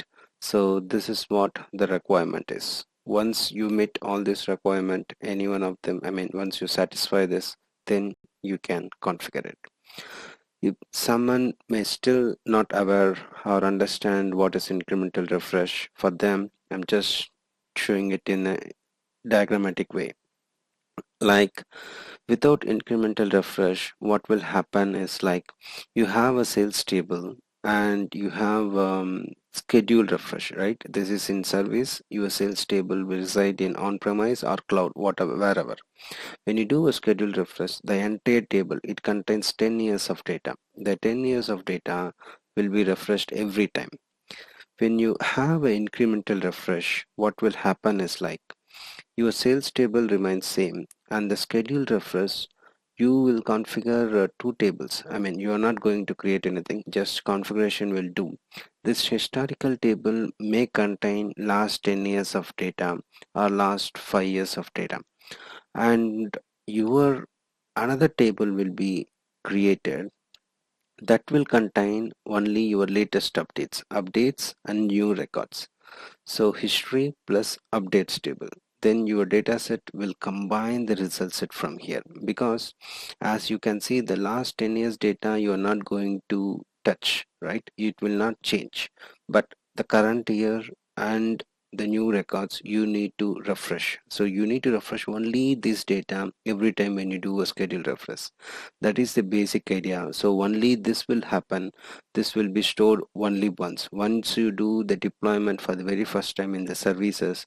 Only this table will take much time at the very first time. After that you will not able to touch this one. So the new and updated data will be processed every time when you do a schedule refresh. That is the code logic behind that. And one of the drawback is like once you publish it, you cannot able to download this PBIX file since the partitions are stored in the Power BI services. Let's jump into demo how to configure this. I'm in Power BI now. I do not have anything right now. It's a fresh Power BI file. Let's go and get some data. My data is in SQL Server. Let me put that is my local server. Then I want to import it and I'll choose my table. My table is fact sales data and I have customer inst. I will go to Power Query. Now this is my tables, and which table I need to configure. It should be a fact table. So fact is the table that contains all the history. You're not going to configure in dimension. In some cases you may do, but mostly the incremental refresh is meant for fact tables. So let us do this one. For this, as I said before, you need to have one date table, date column right over here. Like I have a sale date and update date. Forget about this one. This update date is more or less same. When there is an update to this record, this will get changed. So now focus on sale date. So this sale date, based on that we will filter it, right? The range start and range end, we will filter it here. Let's do step by step. First step is to create two parameters.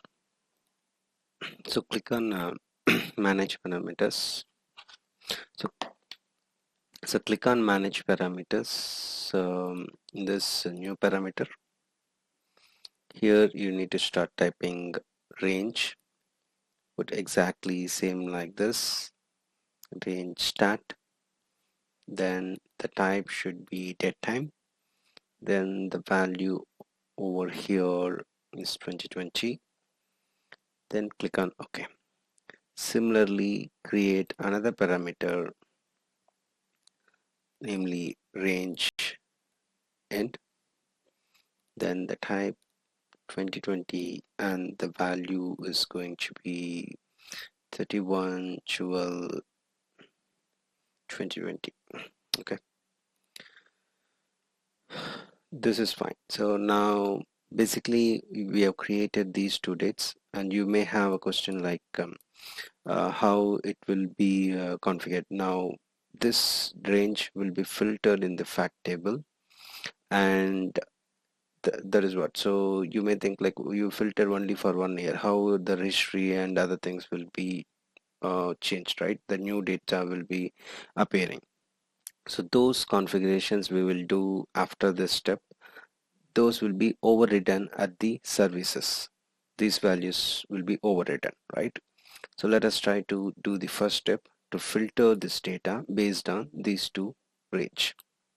Now go to sales date in the fact table, then choose date filters and choose between. Filter based on that parameter. This is equals parameter.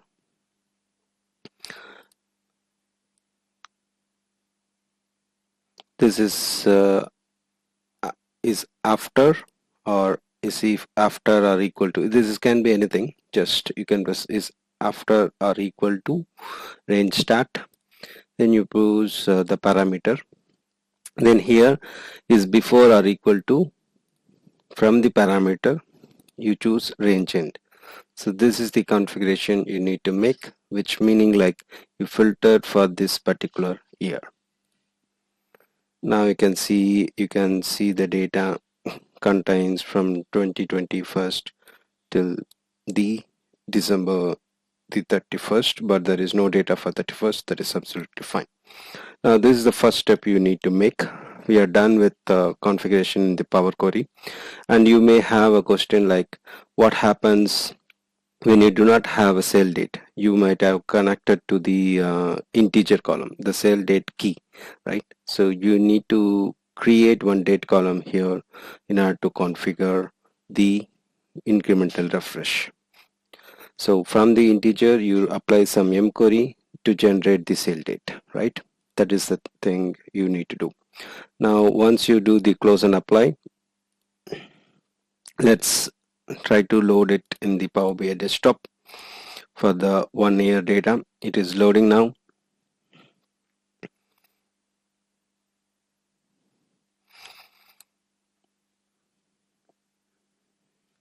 Yes, it has been loaded now. Now once after this you can create your reports by dragging and dropping. That is obviously you may aware, like let us try to create some simple report over here. By quantity I want by product category. Let us try to view it here, and by location I want by pie chart the same quantity. How much quantity here? Let us do these two simple reports. This is fine. Now where I should configure incremental refresh, that is the first step, range start and range end. Then right click on this fact table or whichever table you want to configure incremental refresh. Then you see this incremental refresh option. So this screen will appear, and once you see here you have configured this range start and range end in this table. That is why it is appearing, otherwise this option won't appear. So once you toggle in this incremental refresh, you are enabling the incremental refresh here. Then, as I mentioned before in the presentation, you need to specify the history information. Store rows where column sale date in the last 5 years or 6 years, right? You can see here, this is the presentation we have seen. Like we have already seen here the configuration, this configuration we are trying to make here. What history table should contain? History table should contain last 5 years or last 10 years data. Then remaining things should be in this update table. That is what you are configuring here now. So in the last 5 years, I have data for 5 years only. So last 5 years, I will mention it here.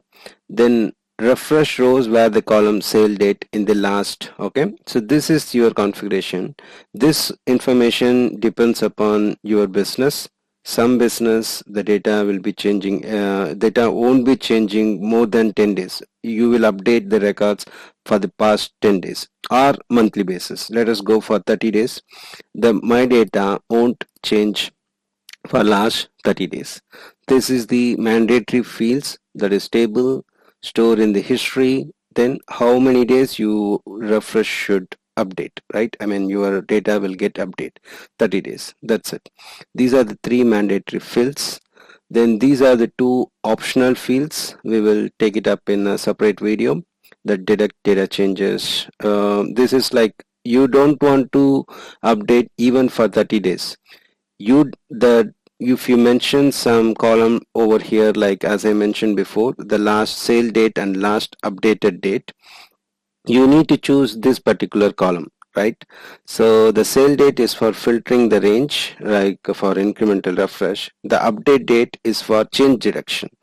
So only if particular column or particular row is updated, you update only that particular row, right? Detect data changes, then do the refresh. So based on that, if you have one column, then you can choose this option, right?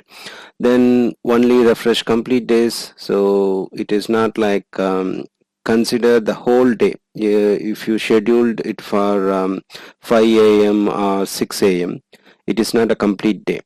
So ensure that the scheduled refresh should happen considering the all day data. So these are the options. These are optional. Just leave it for now. These are three things are mandatory. Then click on apply all. So that's it from the Power BI desktop. We have already configured the incremental refresh, and let's publish this report into Power BI services and do some configuration that if required over there. So this is my sales report, and it requires Power BI Pro or Premium. So I have a Power BI per user licensing. So I will deploy it in this workspace, that is V20 incremental refresh. Once you deploy it, we can go and log in. That will redirect to our pages. There you go. We have deployment here, and you can see the refresh over here. I mean, this is the data set, this is the report, and we can go and configure the scheduled refresh over here. Go to the settings, and we need to set up a gateway, all other stuffs. So once you set up a gateway over here, then obviously you will have the setup ready. Once you do the refresh, everything will be refreshed here. So this is the simple configuration. You are not going to do much over here. Everything will be configured by your Power BI services. So now the different dates, the data range that we have set in the Power Query, that will be overridden based on the setups we do in this screen, like over here. That will be managed in the Power BI services. So the year 2020, 2020 and 2020 that we have set up in the Power Query will be overridden by these configurations in the Power BI services over here. Once you enable the gateway connection, and you can schedule the refresh over here. This is already we have seen how to schedule a refresh. It is very simple configuration. You can do it. In this video, we are going to see about what is XMLA endpoint, and once you have a premium per user capacity, how you can make use of this XMLA endpoint read or write capabilities and get most out of it, right? We will try to demonstrate with one of the example, like refresh only a specific table in Power BI. That is not possible right now without this premium per user, or I mean even when you have premium per user, without this XMLA endpoint you cannot achieve it. So what is the relation between these two? Let us try to check it out in this video. If you're new to this channel, hit the subscribe button and press the bell icon for notification. Let's start with the definition. Basically, XMLA, the expansion is XML for analysis service. That is the language used by Power BI or any analysis services in Microsoft to communicate with the client system, right? And this provides access to the analysis service engine in the Power BI services. Okay, so it's some client has to connect to the analysis engine. It will be using this XMLA analysis service endpoints. That is what XMLA endpoint is all about. And earlier it was a read-only capability, provided open platform connectivity for Power BI datasets, enabling a single version of truth semantic models. You may remember the Power BI datasets is one of the sources in the Power BI desktop, right? So that once you design your model, you can utilize it. So it is only the read-only capability, like once you design fact dimensions, the same model can be used in another reports, right? This is already we have seen in some of the examples. But when you enable this data sets, when you connect to the data sets, you can able to read and write. You can deploy it, you can add some table, you can remove some table. That requires read and write capability. That was a game changer in this world, right? In Power BI environment. Like read and write of XMLA endpoint introduce many additional enterprise BI scenarios for dataset management. Basically, dataset management means you can include one table or process one table. So such scenarios you can able to do it using this, right? So that is what it's all about. You can able to connect to your Power BI dataset using this XMLA endpoint. And what are the different tools you can able to connect is like Visual Studio Analysis Service, SQL Server Management Studio, Profiler, Analysis Service, Deployment Wizard, Report Builder, Tabular Editor, DAX Studio, ALM Toolkit, Excel for Power Pivots. So these are the kind tools you can, from where you can able to connect to the SSAS, not the SSAS, even SAS use XMLA, that's why I said, so Power BI datasets. Now, one of the scenario where I'm going to demonstrate is like how this XMLA endpoint read and write capability is useful, right? In order to use this, you need to have a premium per user capacity. So like whatever I'm showing it here, whenever you refresh your table in the Power BI desktop, you can see all the tables it will refresh. There will be, you might be updated in only this particular table, right? But all other tables will get updated. So in this scenario, what I'm trying to do is I want to process or refresh only the customer info. These tables should not be refreshed. That is what we are going to see in this demo. In order to do that, you need to enable the read and write capability in your admin portal in these services. Let's try to check it out in this demo. Now I'm in Power BI. So what scenario I'm trying to explain is like we have these four tables. When you refresh it, you can see it is trying to read all the table. I want to refresh only the customer info. Currently, it is not possible in Power BI desktop. You can able to achieve it in the Power BI services datasets. That is, this XML endpoint is used to connect to the dataset. So this entire table, it is deployed as a dataset here, right? So when you go to the Power BI workspace, you can see this V20 incremental refresh is a dataset. You can't able to see what are the different tables present inside this dataset. This entire different tables or combination of tables along with the relationship is declared or defined as a Power BI dataset. This dataset you can able to connect. That is the read mode of XMLA. Now in order to write, right, you want to process only particular table. That is what a read and write capability. For that, you need to enable, right, in the admin portal. For your in your admin portal, go to admin portal and premium per user setting. I'm using a premium per user. If it is a capacity setting, you go here and do that change. And here is the option. Default, it will be read only. You need to enable read write. This is the first step. I already enabled it, so it was read write there. Then you need to navigate your sales PPU. So again, I'm repeating, I might have repeated earlier. So when you click on the workspaces like sales per user workspaces, like, so each workspace acts as the analysis server. When you see here, when you connect to this acts as one of the server. Inside that you have different cubes or you have Power BI datasets, and it will have the reports. So you are connecting to one of the server. So go to this workspace sales PPU, click on it, settings, and you will go to the premium. Click on this, then it will give you one workspace connection. This is used to connect to your Power BI server, that is this workspace. Inside you can able to connect to this datasets. So copy this URL, and as I mentioned, we can able to connect to from a lot of client tools.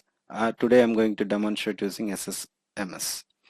So go to here, then analysis service. Okay, you are connecting to the service and you push that URL and use this Azure Active Directory Universal MFA, provide the credentials.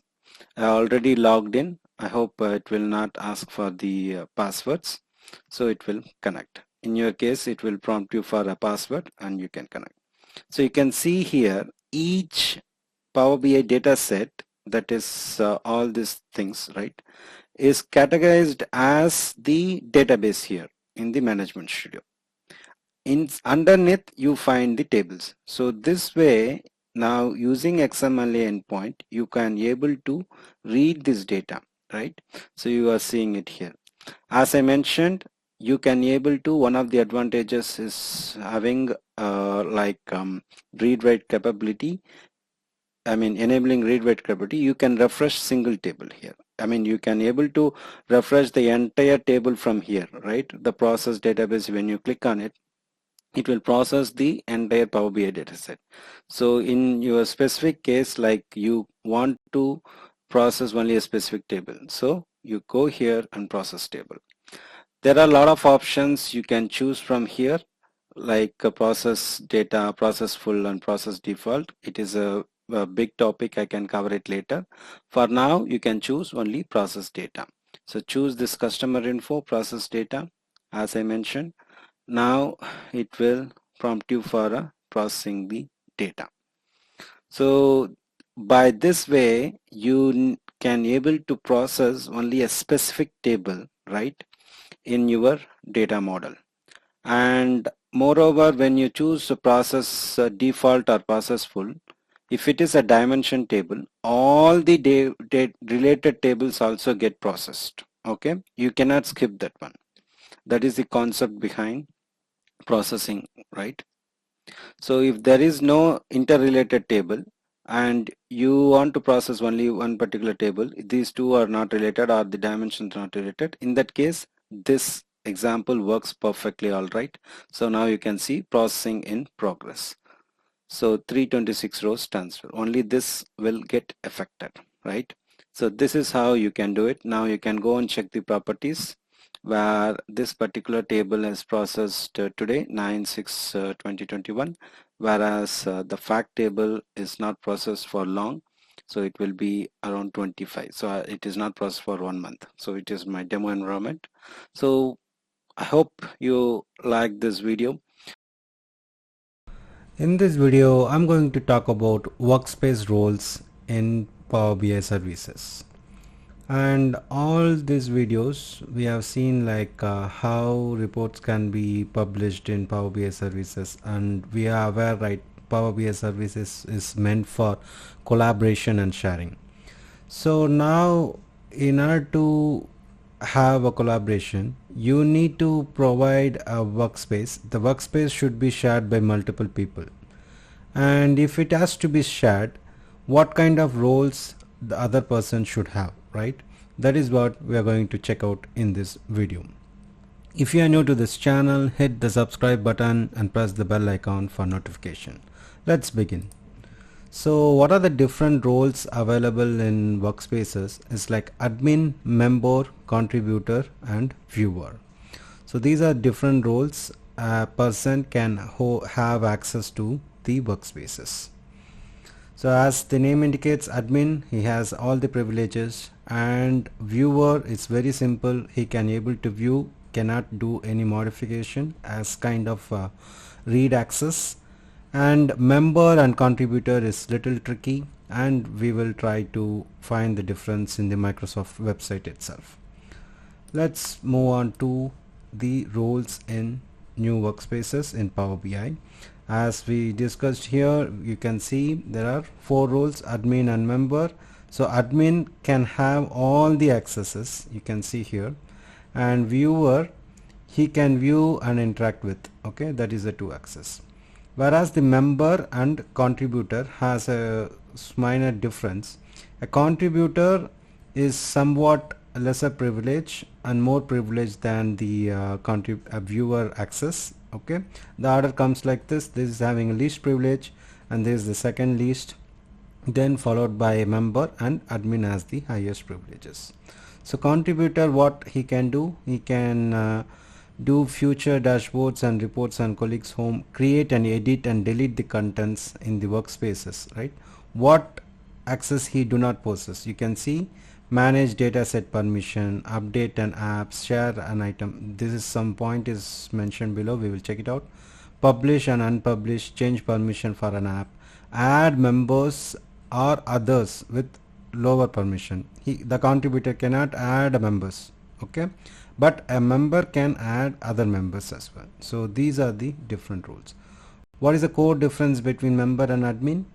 Allow contributors to update the app for the workspaces. Okay, this is admin feature, that member, if someone with member access cannot allow a contributor. Okay, so add or remove people including other admins, you cannot do it in this member access.